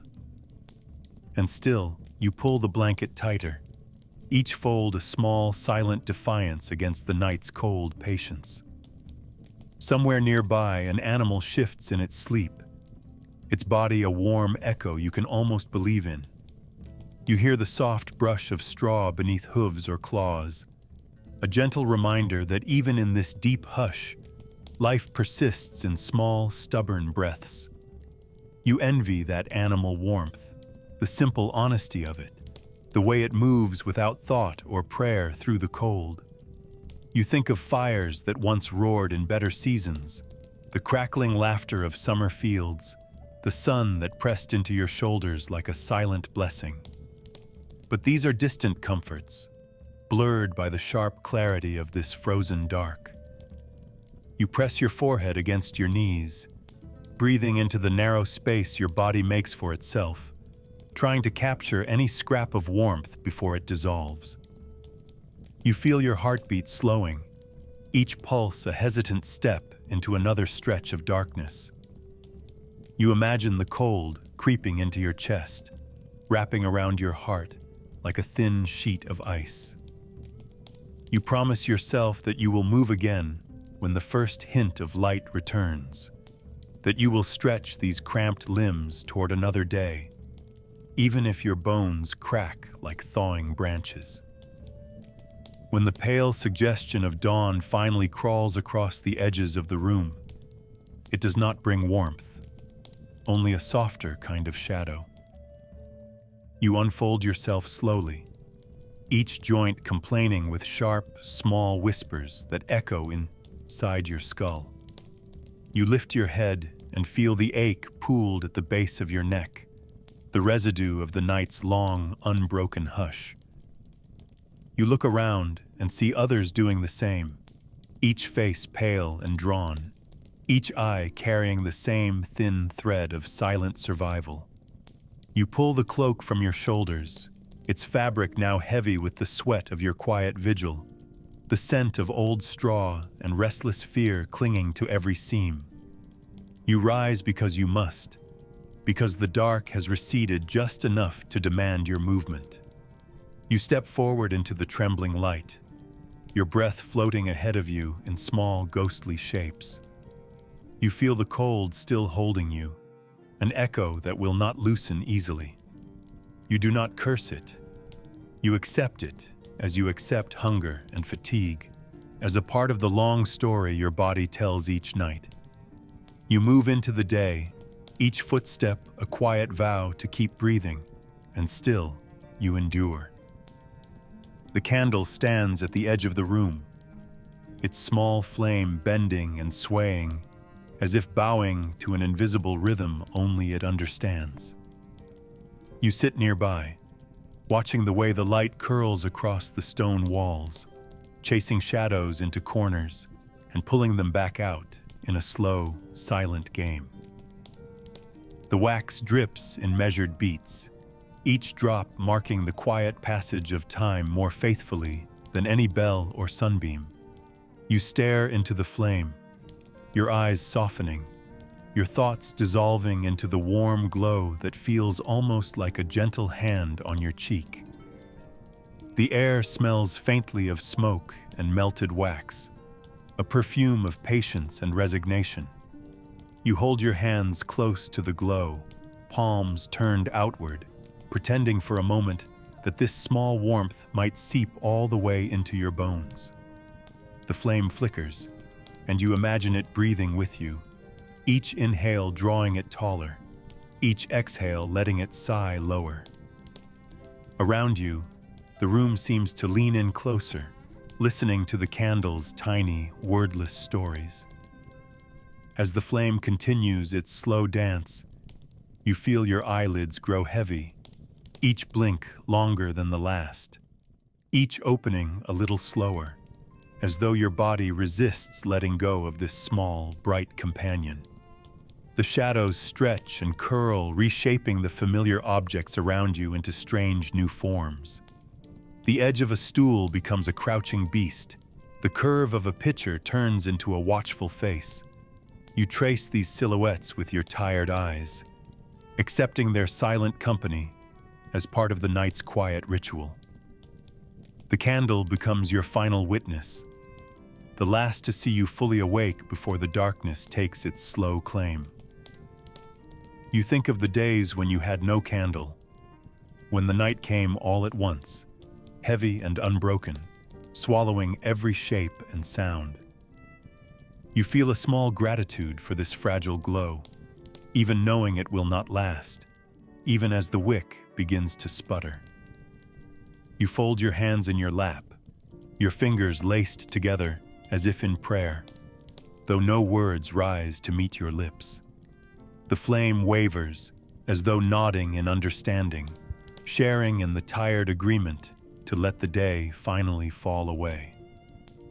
Eventually, the flame bows lower, its movements slower, each sway a farewell gesture to the stones and the straw and your watchful eyes. You watch the last beads of wax pool around the base, the wick curling in on itself like a sleeping insect. The room darkens by degrees, the shadows creeping forward with cautious steps, reclaiming the space they had been forced to retreat from. You feel the cold push in around you, a soft, insistent presence that had been waiting just beyond the circle of light. You resist for a moment, leaning closer, as though your breath alone might coax the flame back to life, might stretch this brief moment of warmth into something lasting. But the wick shudders once, twice, then folds inward, a tiny collapse that echoes too loudly in the silent room. You sit with the afterimage still burning behind your eyes, a phantom glow that outlines the stones and straw even as the true darkness takes hold. You draw in a slow breath, tasting the faint bitterness of spent smoke on your tongue, your shoulders slumping as the last echo of the flame drifts away. When you finally lie down, the room feels heavier, the absence of light a tangible weight that settles across your chest.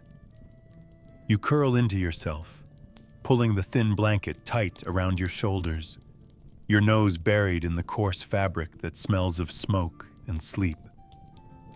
You remember the shape of the flame, the way it bent and bowed, the warmth it promised but never fully gave. You hold that memory close, a thin barrier against the cold that now presses eagerly into every gap. Your mind drifts to the small miracles held in each spark, each fragile glow that stands guard against the long night. You close your eyes with the phantom candle still flickering somewhere behind your ribs, its soft light marking the edge between today and the uncertain dark beyond. You breathe slowly, each exhale a silent thank you to the small, quiet courage of a single flame. And as the night wraps itself tighter around you, you carry that last warmth into your dreams, and still you endure. The night does not arrive in silence. It arrives humming, creaking, sighing its long, slow breath into the narrow spaces between the stones and the straw. You lie there with your eyes open, listening to the low murmurs of animals pressed close in the dark. A cow shifts its weight with a heavy, resigned grunt, the soft thud of hoof against ground echoing like a drum underwater. Chickens ruffle and rearrange their feathers in restless whispers, tiny claws scratching against wooden boards in uneven rhythms. A dog groans softly in its sleep, paws twitching as it runs through dreams only it can see. These sounds weave together into a quiet chorus, a kind of shared lullaby that promises nothing but presence. You feel each vibration in your chest, a reminder that the night is never truly empty, that every creature around you carries its own private pulse through the dark. You shift under your blanket, careful not to interrupt this fragile music, your breath falling in and out of step with the small orchestra that surrounds you. Beyond the walls, the distant toll of bells slices through the dark, each note slow and heavy, falling like drops into an endless well. You count them without meaning to, each clang a gentle tug at the edges of your thoughts. Perhaps it marks the hour, or a prayer, or a warning carried on cold air. You cannot see the bell tower from where you lie, but the sound reaches you all the same, slipping past the fields and roofs, brushing across your skin like a pale hand. You imagine the figure in the tower, pulling the rope with numb fingers, eyes fixed on the horizon that offers no warmth or light. The bell's echo lingers long after the last strike, a thin thread tying you to distant shapes moving silently through their own shadows. You close your eyes, and let the vibrations settle into your bones, a hollow ache that feels almost tender. The bells speak of time, of waiting, of small souls caught between dreams and waking. You open your eyes again, scanning the dark room for shapes that do not move, for sounds that do not belong, but you find only the slow, familiar shuffle of shared survival. Above you, the beams groan in long, uneven sighs, each creak a voice older than any breath in the room. The wood bends and settles, shifting beneath the quiet weight of years and seasons, the hush of snow above or the push of wind trying to find a way inside. Sometimes the noise sounds almost human, a drawn-out moan that drifts across the ceiling like a lost thought. You imagine the house itself dreaming, its bones remembering storms and sun, the laughter of voices long since faded. Each moan feels like a question, an echo of a life hidden just out of reach. You listen with a held breath, waiting to hear your own name folded into the timber's tired lament. But it never comes. Instead, the sound fades back into the slow heartbeat of the walls, leaving you with the hollow hush that presses against your ribs. You turn your head on the straw, cheek scraping softly, your ear now filled with the small scuttles of mice above the rafters, their tiny feet like whispers on dry leaves. The ceiling becomes a living map of quiet movements, a record of creatures who slip easily between worlds, never bound by the heavy shape of a human chest. When your eyes finally close again, the night sounds do not vanish. They sink deeper, folding into the edges of your dreams. You carry the low grunt of the cow, the scattered clucks of hens, the long sigh of wood, into that shallow water where sleep and waking drift together. Your pulse matches the dog's twitching paws, the bell's last echo humming beneath your skin. You hear the mice overhead, their soft bodies stitching the darkness into a cloak you pull tighter around your mind. You feel the house shift one more time, a long creak that rocks you closer to surrender. You breathe slowly, each inhale an uncertain thread, each exhale a quiet promise to rise again. The sounds fill the dark, hold you gently, and remind you that even in stillness, the world does not forget to speak. You drift, wrapped in this fragile chorus, and as the final shivers of the night slip across your back, you carry those voices into the cold hush of morning, and still, you endure. You wrap yourself layer by layer, each garment a quiet argument against the cold that waits beyond the door and inside the walls. The first tunic hugs your skin, rough and uneven, its seams stiff from sweat and repeated mending. Over that, a thicker wool layer, heavy and scratchy, carrying the faint scent of smoke and animal hair. You pull it close around your chest, feeling its damp weight press into your ribs as though it might become part of your bones. Another cloak follows, dark and coarse, the edges frayed from too many nights kneeling near the hearth or dragging against the muddy floor. You press the fabric into the hollow of your throat, each fold trapping a thin sliver of warmth that you know will not last. You move your arms carefully, each gesture restricted by the accumulated armor of cloth, a fortress built not from stones, but from the patient surrender of the body to survival.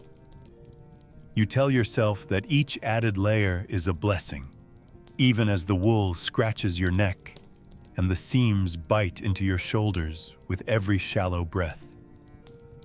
At night, these layers come with you into the straw, wrapped around your limbs like a second skin you cannot peel away. You curl deeper into them, searching for a pocket of air that feels less cruel, a corner that might hold a memory of warmth. The fabric clings to your skin, damp from the day's work and the night's nervous sweat. Each fold a damp confession of where you have been and what you have carried. The wool pulls at the small hairs on your arms and legs. The friction, a quiet reminder that comfort is never complete, never honest. You shift slightly, feeling the layers pull and twist, their weight a soft anchor that holds you just above the edge of true rest. Each rustle echoes in the dark, a low whisper shared only with the beams above and the straw below. You imagine each garment as a layer of your own history, holding stories you do not have the strength to tell aloud. The ache of morning frost in the fields, the scald of midday sun on your back, the slow settling of dust into every crease of your body. You feel the garments press into your chest as you breathe, their seams tightening around each inhale, as if the cloth itself demands a share of your air. Your fingers slip beneath a collar to scratch at a patch of raw skin, the relief brief and tinged with shame. You remember when the layers were new, or at least newer, when the weave felt tighter, the color deeper, when you could almost imagine that warmth might last until morning. Now, the cloth seems to sag with each exhale, its fibers heavy with the memory of endless days and the unrelenting damp of endless nights. You fold your arms across your chest, fingers digging into the outer layer, as though you might hold it all together by force alone. You whisper small curses into the fabric, curses that dissolve before they reach the air, caught in the tangled mesh of wool and sweat. You wonder if anyone else in the room feels this same slow drowning beneath their layers, if their garments too have become both shield and shackle, a comfort and a sentence stitched from the same thread. When the first gray light stirs at the window, you do not immediately move. You lie there, feeling the cloth stiffen in the morning chill, each layer sealing its dampness tighter against your skin. You roll to your side, the weight of your garments pulling at your spine, reminding you that the day will not wait for your hesitation. You push yourself upright, joints cracking like old beams, the wool settling around your shoulders in reluctant folds. You smooth each piece in turn, palms brushing over the stains and the stretched seams as if in apology.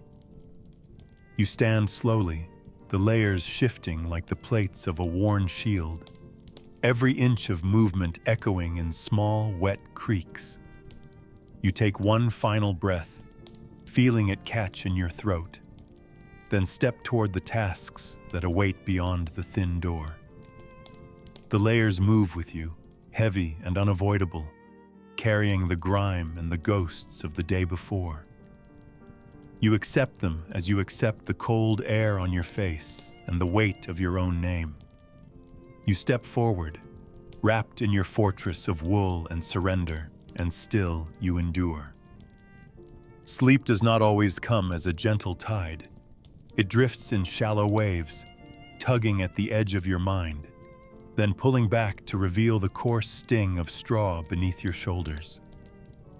You lie there, half wrapped in wool, your breath catching on the thin border between dream and waking. In those moments, visions slip past you like pale fish in murky water, strange shapes that do not hold long enough to name, shadows of voices calling from across an invisible field. You hear your own name sometimes, though it sounds different, stretched and echoing as though spoken underwater. You might see the outline of a mother's hand, or the twisted arch of a broken tree against a horizon that shifts like smoke. Each glimpse disappears as your eyes flicker open, leaving only the shallow tremor in your chest, the cold weight of your own sweat settling along your spine. You clutch at the blanket, as though you might catch the last threads of these half-remembered worlds before they dissolve completely. Your fingers tremble against the fabric, tracing small circles as you search for meaning in the aftertaste of your visions. Perhaps you saw a lost field, golden and trembling in a wind you cannot feel. Or perhaps a darkened doorway where someone stands waiting with a face you almost recognize. You tell yourself it is just a dream, just the mind wandering through old echoes and hidden corners. But in the quiet dark, your heart knows better. Each dream leaves behind a thin film of fear, a soft residue that clings to your skin and pulses beneath your ribs. You shift beneath the blanket, feeling the straw scratch at your sides, each movement a reminder of the world that demands your attention, the chores that await your aching hands. Yet even as your mind claws for waking, the visions hover at the edge of your sight, half-formed, half-true, the silent whisper of another life hidden just behind the one you know.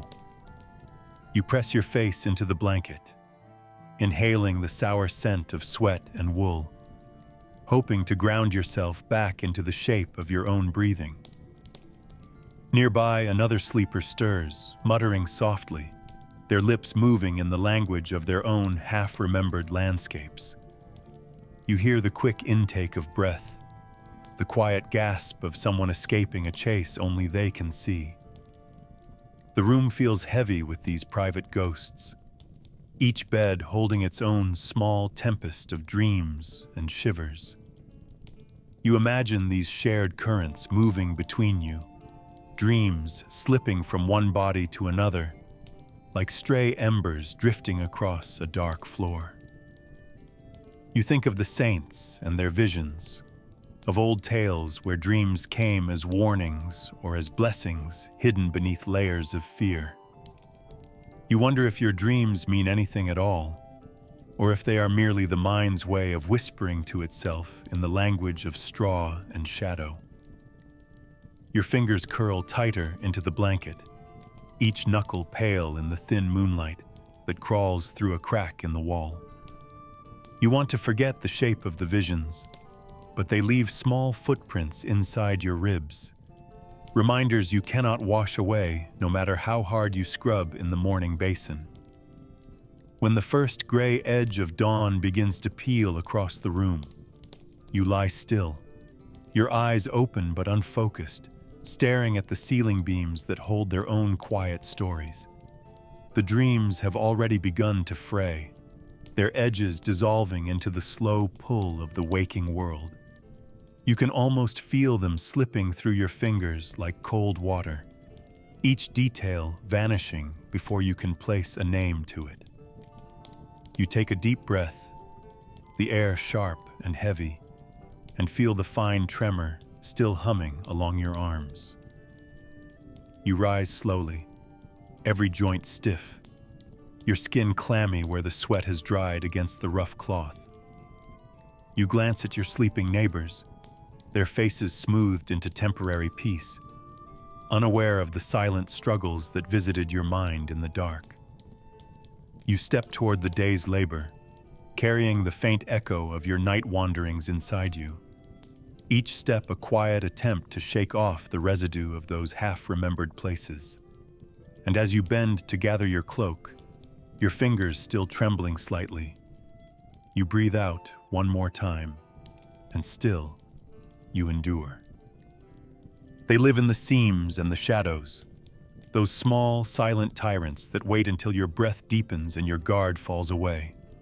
You lie down knowing they are there, even if you cannot see them, tucked into the narrow folds where straw meets cloth, where wooden joints hold their tired secrets.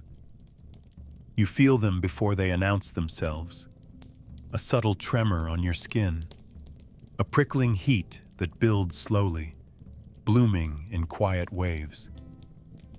Each creak of the bed frame becomes a question. Is it the settling of wood, or the careful march of unseen feet? You shift cautiously, hoping to shake them loose, but they cling with the devotion of an old curse. You know they wait for the moment when your muscles soften, when your mind drifts toward the brittle edge of sleep. You scratch lightly at first, a half-hearted negotiation, a small plea for mercy that will not come. The itch grows sharp and insistent, a private pain you cannot share. Each bite a reminder that your body is never fully your own, never fully safe. As the hours drag on, your nails begin to work with more urgency, carving small lines across your shoulders, your hips, the tender hollow behind your knees. The straw shifts beneath you, each rustle echoing like an accusation in the silent room. You imagine them in the dark, tiny, relentless invaders sliding through the seams, their bodies flattening to slip into any gap you leave unguarded. You feel the betrayal in every fresh sting, each small wound blooming like a red star on your skin. You twist and turn, the blanket tangling around your legs, the wool pulling at your hair. You think of the stories whispered in the corners of markets and around hearth fires, about mothers boiling sheets, men burning straw in desperate attempts to reclaim a clean sleep that never truly arrives. You wonder if anyone ever succeeds, or if this dance with the unseen is simply another quiet surrender folded into the shape of your nights. You whisper curses into the dark, curses that taste of salt and fear, curses that vanish into the still air before they can gather enough weight to matter. You listen to the faint breath of your neighbors, to the small grunts and sighs that tell you they, too, know this battle. You hear the sharp intake of breath that follows a sudden bite, the rustling shift of a body trying to flee without moving. You do not speak of them in the daylight, these nocturnal guests. To name them aloud feels like inviting them deeper, acknowledging their rule over your fragile flesh. You tell yourself it will pass, that the morning will come and the marks will fade beneath layers of wool and the dust of chores. Yet in the silence of those hours, each tiny sting becomes a private confession, a reminder that the body is a weak fortress against the smallest of invaders. You imagine their thin legs, their blind, determined mouths, the soft hush of them slipping back into the seams when dawn peeks over the threshold. You pull the blanket higher despite the heat trapped beneath, a final, futile barrier that holds no real promise. You bury your face into the rough cloth, breathing in the sour scent of old sweat and straw, hoping to disappear inside yourself. When the first gray threads of light appear along the floorboards, you rise carefully, your skin singing with the tender echo of 100 small defeats. You run your fingers across the raw patches, feeling the raised trails like secret maps of your nightly surrender. You brush off stray straw, bits of fabric that cling as if to remind you of your restless shifting. You glance at the bed, at the seams you know too well now, each fold hiding armies you cannot fight. You stand feeling the new stiffness in your shoulders and the slow burn along your thighs, a quiet testament to another night survived, if not conquered. You smooth your tunic over the marks, press your hands to the edges of each tender welt, breathing out slowly as though to soothe the bites from within. You step into the pale morning, the air sharp against your wounds, your eyes heavy with the memory of tiny legs and silent feasts. You do not look back at the bed. You carry its betrayals on your skin, in the hush of your steps. You keep moving, knowing they will return tonight and every night after, and still you endure. The room is thick with breath, a low, humid fog that settles between straw and skin, weaving through the tangle of limbs and cloth. You lie there, your head turned slightly to catch the smallest draft, but the air feels used before it even touches your lips. Each inhale is a shared mercy, a thin thread borrowed from the lungs beside you, a quiet offering from the bodies that crowd the room. You hear the slow roll of snores, the shallow gasps of children pressed tight against their mothers, the soft, damp wheeze of an elder fighting the night one breath at a time. You try to match your breathing to the slowest rhythm, hoping to lose your own ragged edge in the collective tide. Your chest rises and falls in hesitant ripples, each movement brushing against the weight of blankets heavy with sweat and the day's dust. The scent is sharp and human, salt, old broth, wool, and the sour edge of fear that hangs at the edges of each shared dream. You close your eyes tighter, your nose nearly buried in the rough cloth, as though you might escape into the thin gap between fabric and skin. Around you, the air shifts in small, invisible waves. A cough trembles through the darkness, the sound absorbed into the thick hush as quickly as it came. You imagine it drifting above your head, curling and coiling before sinking back into a waiting mouth or settling on a damp collar. You swallow slowly, feeling the warmth of each borrowed breath slide down your throat and pool in your chest.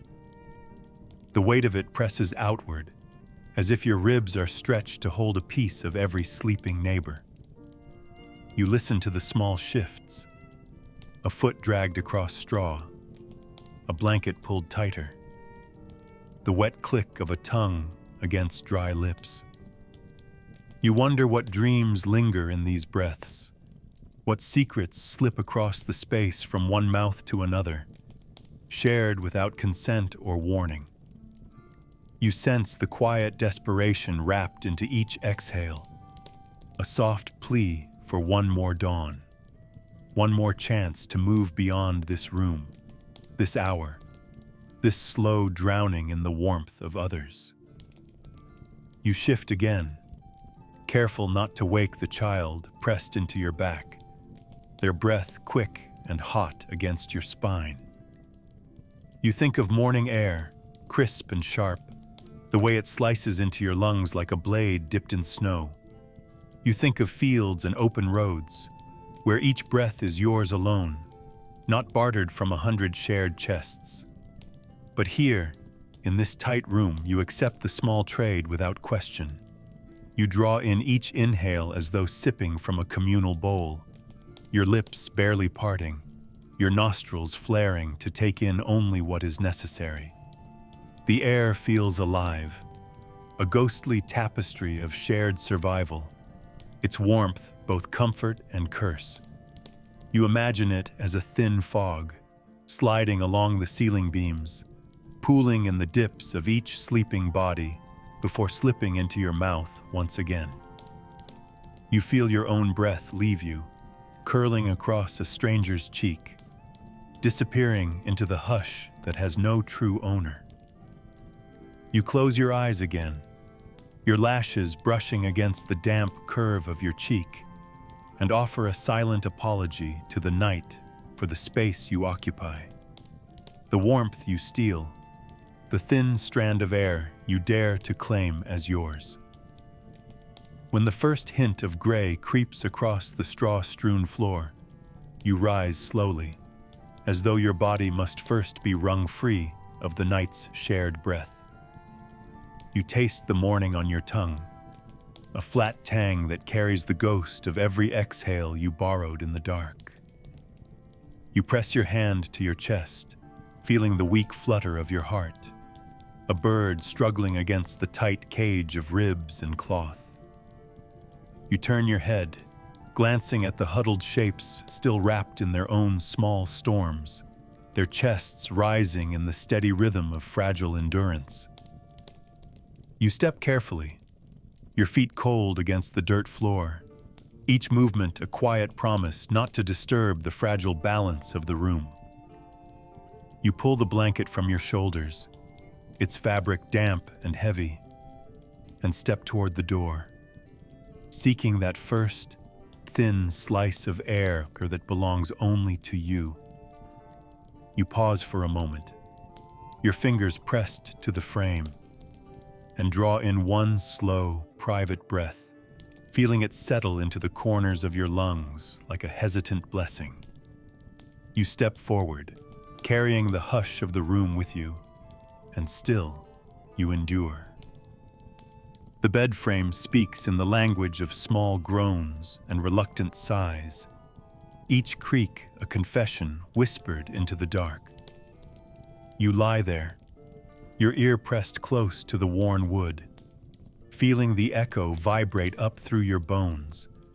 Each shift of your hips, each cautious roll of your shoulder sends a ripple of sound that seems louder than any voice. The bed is more than a place to rest.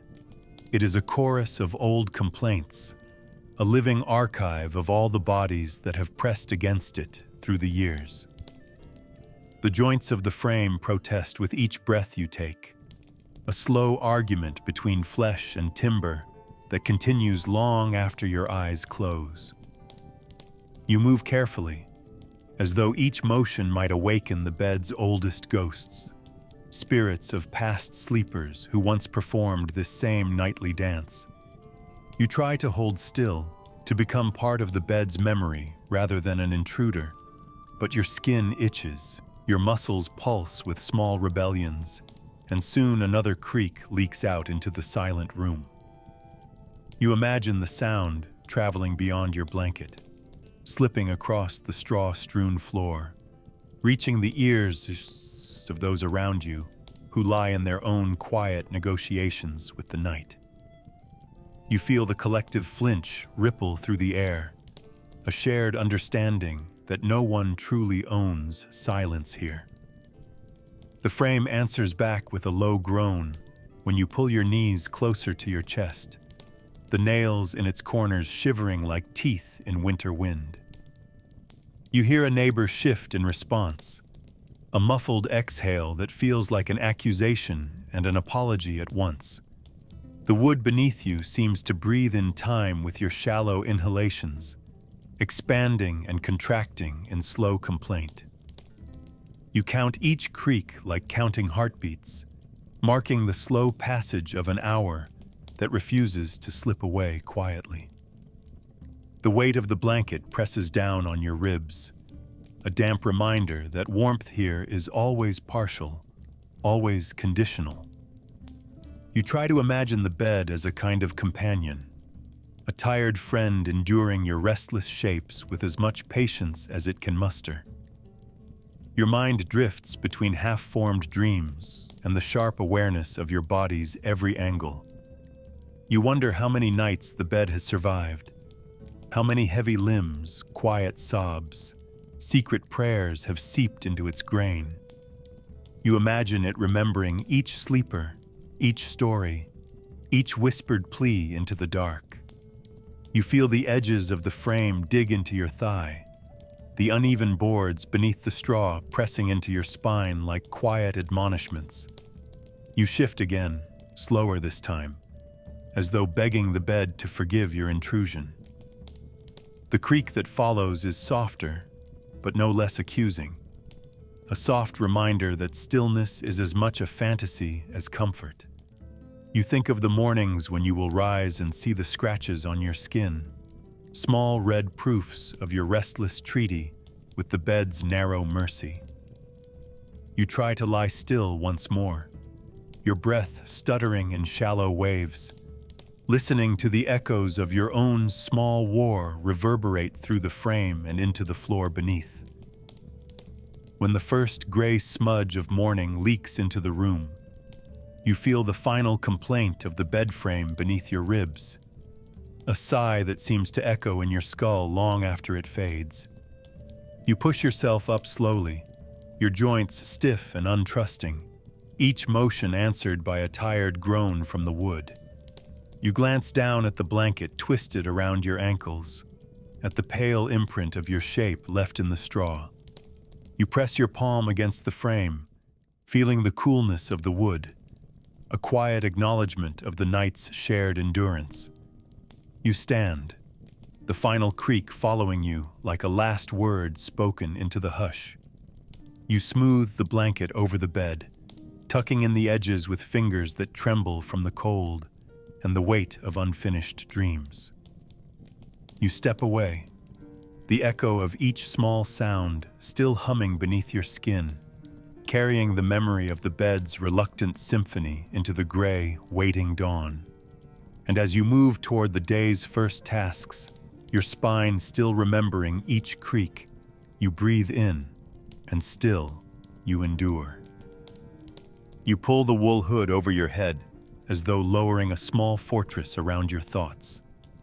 The fabric scratches softly at your forehead, its edges rough and uneven, smelling faintly of smoke and old sweat. You tuck stray hairs beneath the rim with careful fingers, knowing each lock hidden is one less invitation for the night's tiny tyrants to settle in. The hood serves more than one purpose. It is a silent shield against lice and fleas, a fragile line of defense against the slow, crawling siege of unseen legs in the dark. It also guards your modesty, the final barrier between you and the gaze of neighbors, or the stray glances of strangers who might pass too close in the low light. You feel the warmth gather quickly inside, a heavy breath that presses against your cheeks, clinging to your skin like a damp secret. Each exhale stays close, pooling beneath the wool, making the small space beneath feel both protective and stifling. You tell yourself this discomfort is better than the cold bite of open air, better than the shame of exposed hair or the sharp pinch of lice teeth searching for tender skin. As you lie down, you can feel the hood tighten slightly around your scalp, the wool flexing with each shallow movement. The first moments feel almost comforting, like a parent's hand cupped over your head, sealing you in a quiet promise of safety. But as the night thickens, so does the heat beneath the hood, each breath feeding the small furnace that burns against your temples. You turn on the straw, the hood shifting, sliding down to cover your eyes, leaving the world in a suffocating woolen darkness. You tug it back up gently, fingers slipping against the damp cloth, nails scratching at your own scalp in search of relief that never quite arrives. Your ears muffle the sounds around you, the slow murmur of others breathing, the restless shuffle of feet beneath blankets, the occasional cough echoing like a soft curse in the shadows. The hood becomes your small, private cave, a space both protective and imprisoning, a place where your thoughts circle tightly around themselves, each one echoing back with the same quiet plea for air. Sleep comes reluctantly, slipping in through the thin cracks between the hood and your skin. Dreams feel closer, heavier, pressing against the wool as if they too are struggling for space.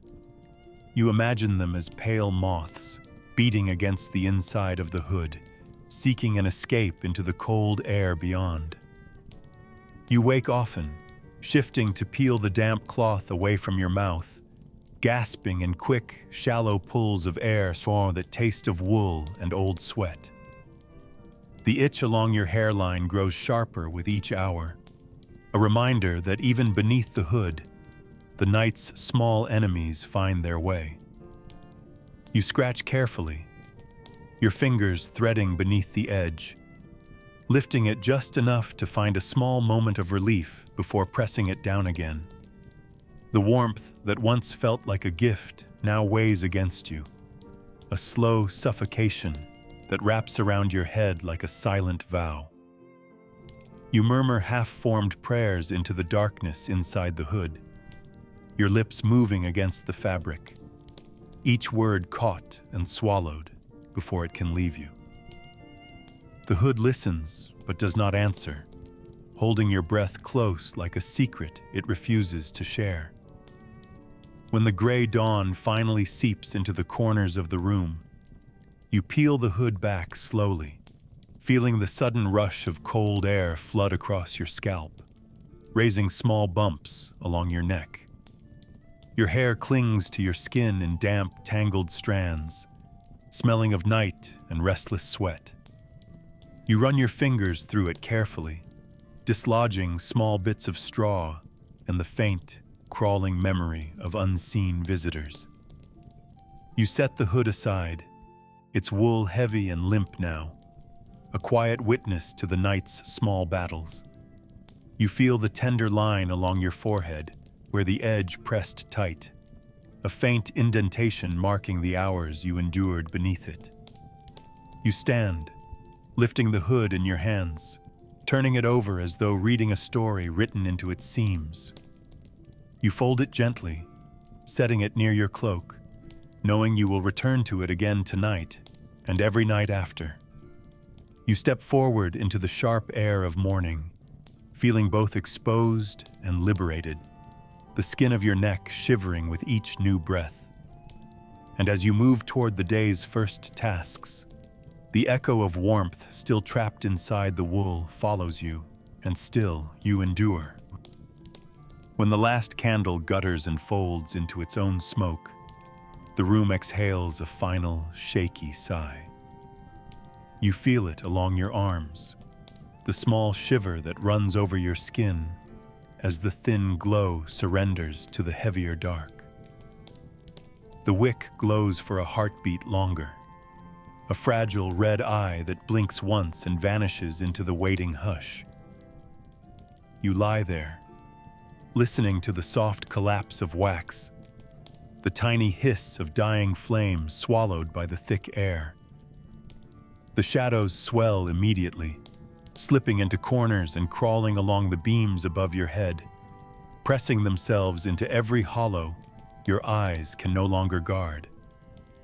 You shift under the blanket, each motion amplified in this new, total quiet.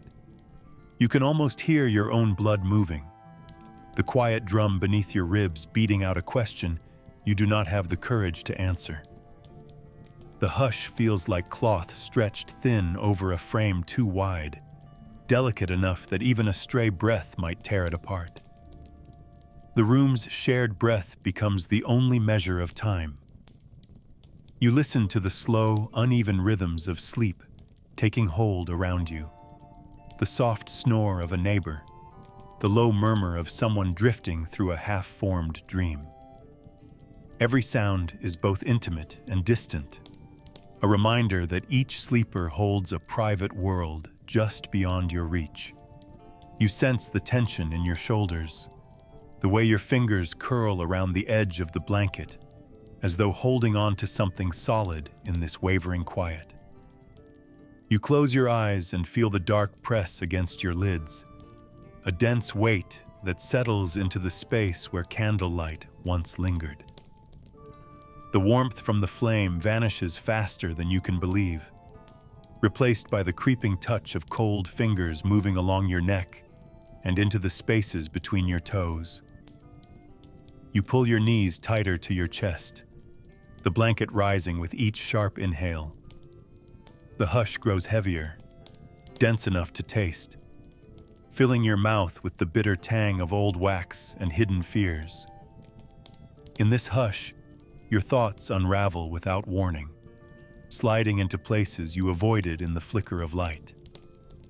You remember the small cruelties of the day, the harsh word to a sibling, the stolen glance at someone else's crust of bread. You hear echoes of old voices, fragments of songs that twist into prayers, then into half-formed confessions. The darkness holds them all without judgment, storing each whisper in its endless folds. You feel the shape of your own solitude pressing into you from all sides, a cold reminder that no matter how many bodies share this space, each mind lies alone inside its thin shell. The hush is not gentle. It is a mirror that shows you your breath, your hunger, your private tremors. You shift again, the straw creaking beneath you like a chorus of small protests, each one slicing into the quiet like a thin blade. You try to hold your breathing steady, to avoid shattering the fragile piece that hangs above you. But each exhale feels too loud, too real, a ripple across a pond that should have stayed smooth. When your eyes finally flutter closed, you do not fall into sleep so much as you sink into it, sliding along the edges of this stretched hush. You feel it tighten and loosen with every shallow breath, each small twitch of a foot or hand testing its limits. You drift in and out, half aware of the cold air seeping back into your bones, of the pale ghosts of warmth that refuse to stay. The hush bends around you, a thin veil that could tear with a single nightmare, a single sharp cry from another bed. You hold it carefully, as if your stillness alone might keep it whole until morning.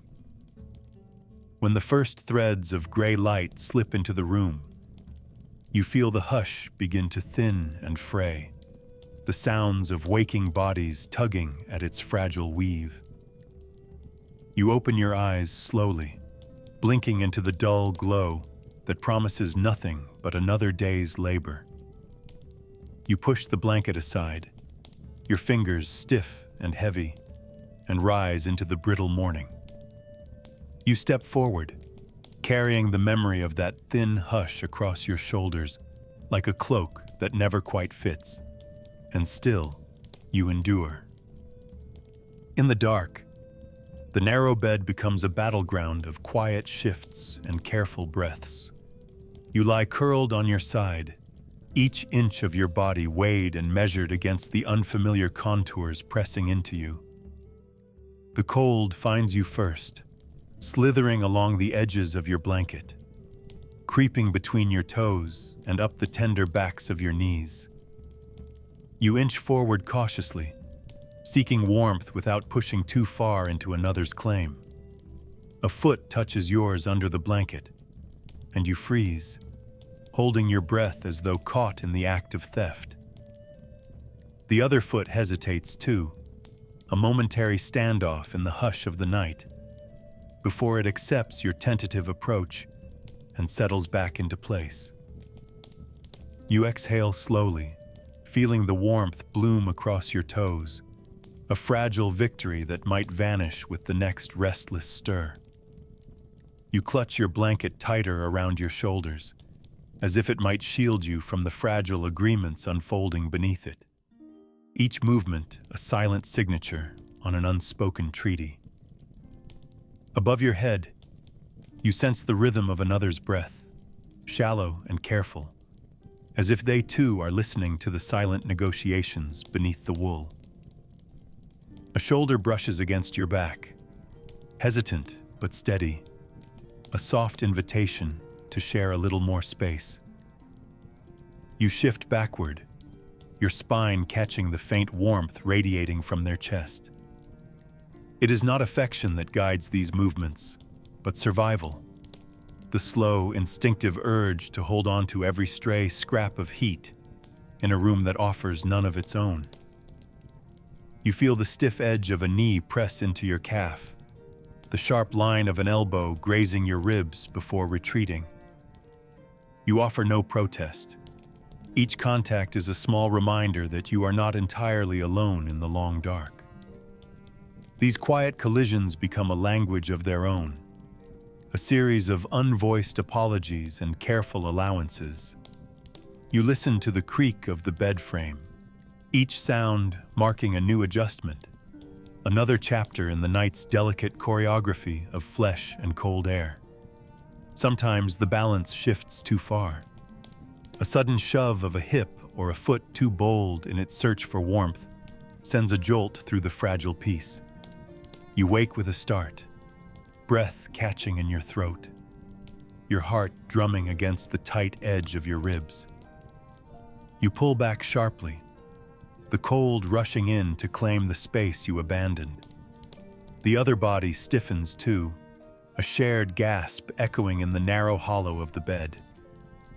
You both lie still then, waiting, listening for the small, inevitable return to the old pattern. Slowly, carefully, you each inch forward again, reclaiming warmth in cautious increments, like two stray animals circling the same small fire. Your fingers curl around the blanket's edge, tugging it higher to guard your neck. Each movement a quiet request for forgiveness and another chance at fragile warmth. The cold does not forgive easily. It seeps in to punish each failed negotiation, each moment of careless greed for space. You learn to hold still, to breathe smaller, to let your body mold itself into the shallow shape of shared endurance. When morning crawls over the edge of the bed, pale and uncertain, you unfold yourself slowly, as though peeling away from the memory of another body. You feel the ghost of warmth along your spine, the echo of a foot resting lightly against your ankle, a touch already fading into the sharp breath of dawn. You rise carefully, avoiding the sudden draft that rushes to fill the narrow space where your warmth once lived.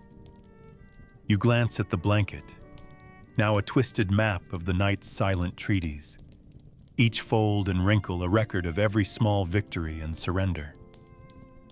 You rub your fingers over your arms, feeling the thin crust of sweat and the tender bruises left by two sharp bones.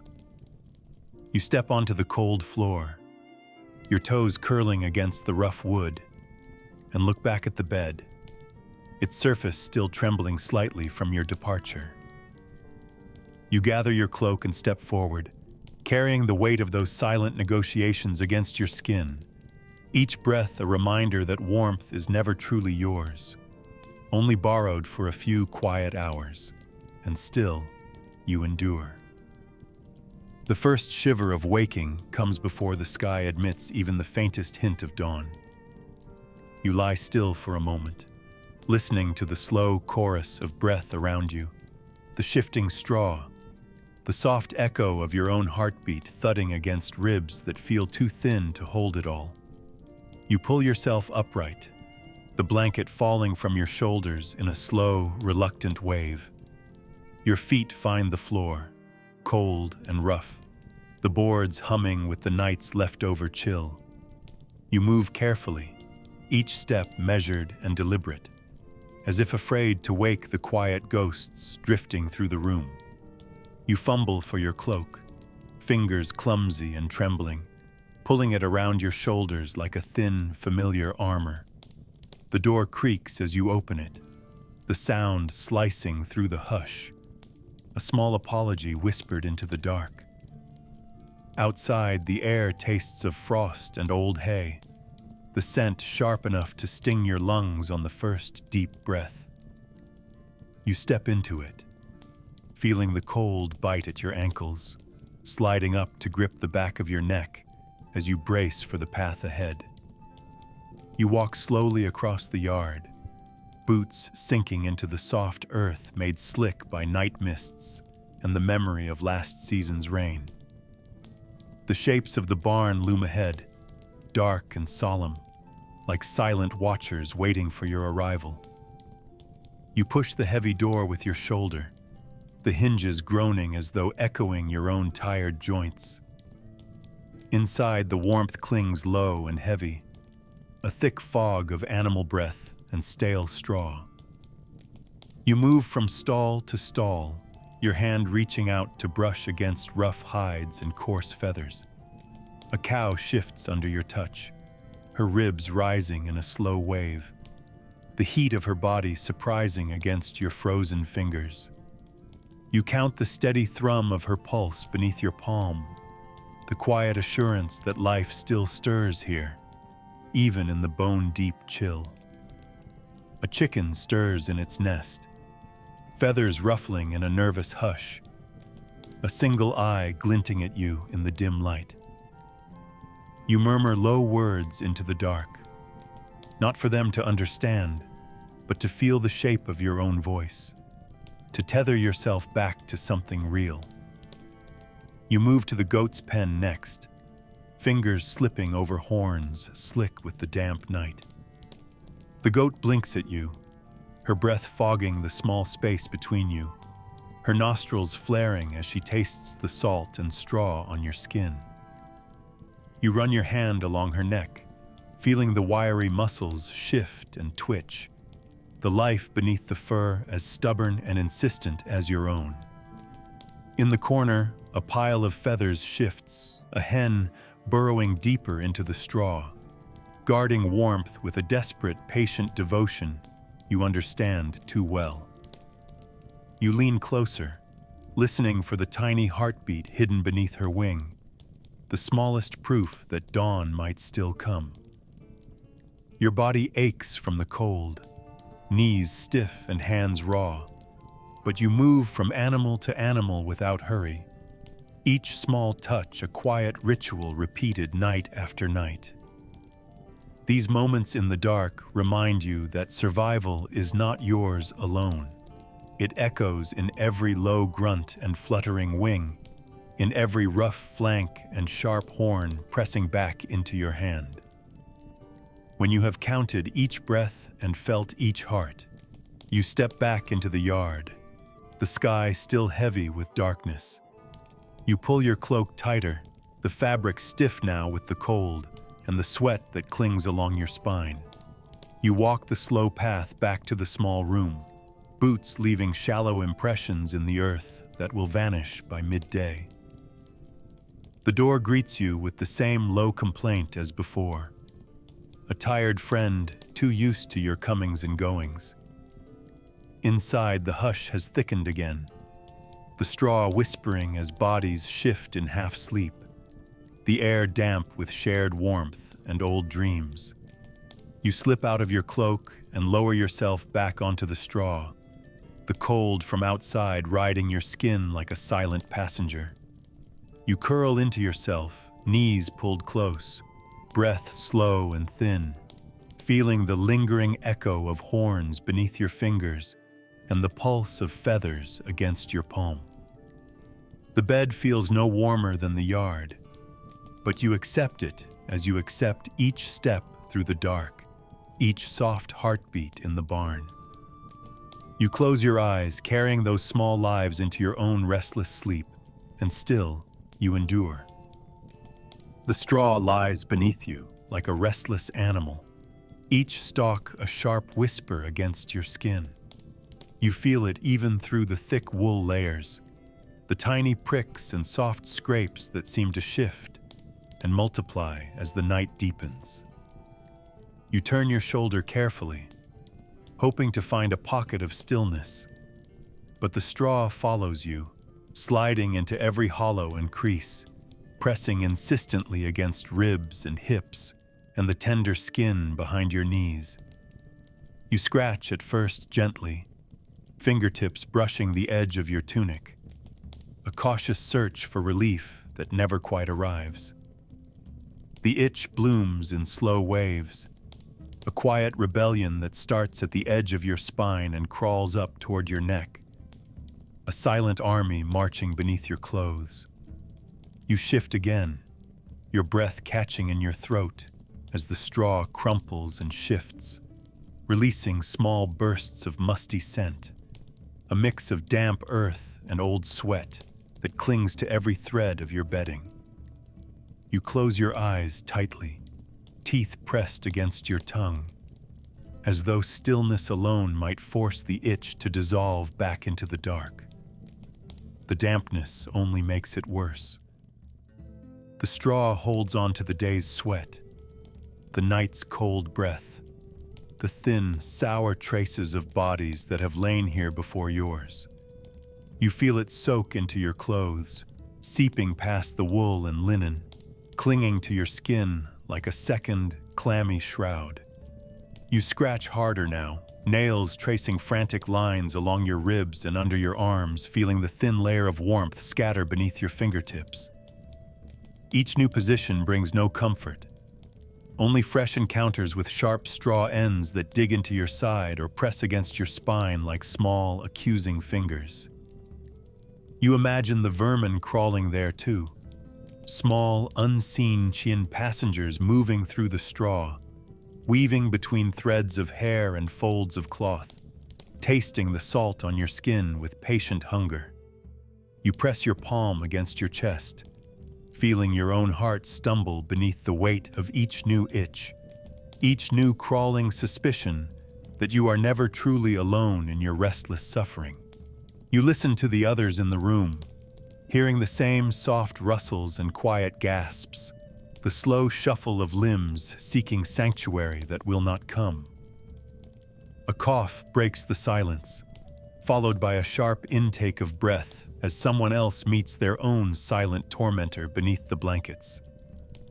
You imagine a shared landscape of scratching fingers and restless sighs, a room full of bodies each fighting their private skirmish against the same hidden enemy. You try to hold still, to convince yourself that motion only stirs the straw into new shapes of cruelty. But still, your hand slips beneath the blanket again, nails digging into your thigh. A moment of savage relief that fades too quickly into a fresh pulse of burning discomfort. You wonder if your skin will bear the marks come morning, red trails that map the night's unspoken battles. You wonder if these scars will ever fade, or if they will simply fold into the fabric of your flesh. A quiet testimony to 1,000 restless nights, and the quiet endurance stitched into each hour. When the first gray blade of dawn cuts across the floor, you lie exhausted, your breath shallow, your limbs folded awkwardly into themselves. Your fingers twitch even now, phantom itches crawling beneath your skin, as though the straw has worked its way into your very veins. You push aside the blanket with trembling hands, feeling the cold air rush in. A sharp relief that steals your breath but spares you for a moment from the straw's relentless siege. You sit up slowly, straw clinging to your hair, your sleeves, dropping in small golden shards onto the floor. You rub your arms and legs, feeling the thin layer of grime and sweat that coats you, the raw patches of skin that burn beneath your touch. You rise on stiff legs, each step a quiet curse muttered into the pale morning light. You gather your cloak, shake it free of the last stubborn bits of straw, and drape it around your shoulders. You do not look back at the bed. The straw will wait for you tonight and every night after, patient in its quiet cruelty. You step forward, carrying the itch beneath your skin like a hidden ember, and still you endure. The first light creeps across the floorboards like a cautious guest, slipping into the hollows of the room where bodies lie tangled in thin blankets and silent battles. You feel it before you see it. The faint shift in air, the subtle change in your own breath, as if your lungs are learning to move again after hours folded into themselves. Your limbs are heavy, soaked in the night's long hush, each joint echoing with a slow, familiar ache that spreads from your neck down into your toes. You do not rise immediately. Instead, you listen to the quiet groans of your own bones, the tender protest of muscles waking under skin that feels too tight. Your fingers twitch against the edge of the blanket, hesitant, as though they must bargain for each new movement. The straw beneath you has reshaped itself into hard ridges during the night, pressing small, sharp memories into your flesh. You take a deep breath, feeling the cold air slip past your cracked lips, each inhale tasting of straw dust and old sweat. As you begin to move, the small fires of pain come alive, each one an intimate reminder of what the night has claimed. Your shoulders resist first, the joints crackling like old wood, each motion a reluctant surrender to the demands of day. You draw your knees up slowly, feeling the skin stretch and complain, the stiffness and invisible chain that wraps around each bone. Your back arches with a hesitant grace, a shallow bow to the gray dawn pushing across the walls. You glance at your hands, the knuckles swollen and raw from the restless scratching that blurred the lines between dream and waking. You shift your weight onto your elbows, pausing as a wave of dizziness washes over you, a slow tide rising from your stomach to your temples. You close your eyes for a moment, holding on to the fragile balance, your breath stuttering in short, cautious bursts. You feel each rib expand reluctantly, each breath a small, painful victory. In that pause, you count the new aches like tally marks in an old ledger, a record of quiet struggles folded into the slow hours before morning. You hear others begin to stir, the shared language of low grunts and muffled coughs, of bodies negotiating with pain and cold as they peel themselves from straw beds that never offered true rest. You feel the blanket slip from your shoulders, the chill of morning air biting at the damp patches along your spine. You reach for your cloak with trembling fingers, pulling it across your chest as though wrapping yourself in a final layer of night. You rise slowly, legs unsteady, your feet touching the floor like a newborn calf learning its first fragile steps. The ground feels impossibly far away, each step a quiet question asked of your hips and knees, each answer more hesitant than the last. You move toward the small basin of water in the corner, your reflection barely visible in its still surface. You lower your hands into the icy water, feeling the shock ripple up your arms and settle into your shoulders. You splash your face and the droplets cutting sharp paths across the grime and the echoes of sweat that cling to your skin. You look into the basin again, searching for the lines of your own exhaustion, the silent record of the night's quiet devouring. When you finally straighten your back, the ache moves with you like a second spine, a quiet companion that will follow you through the day's labor.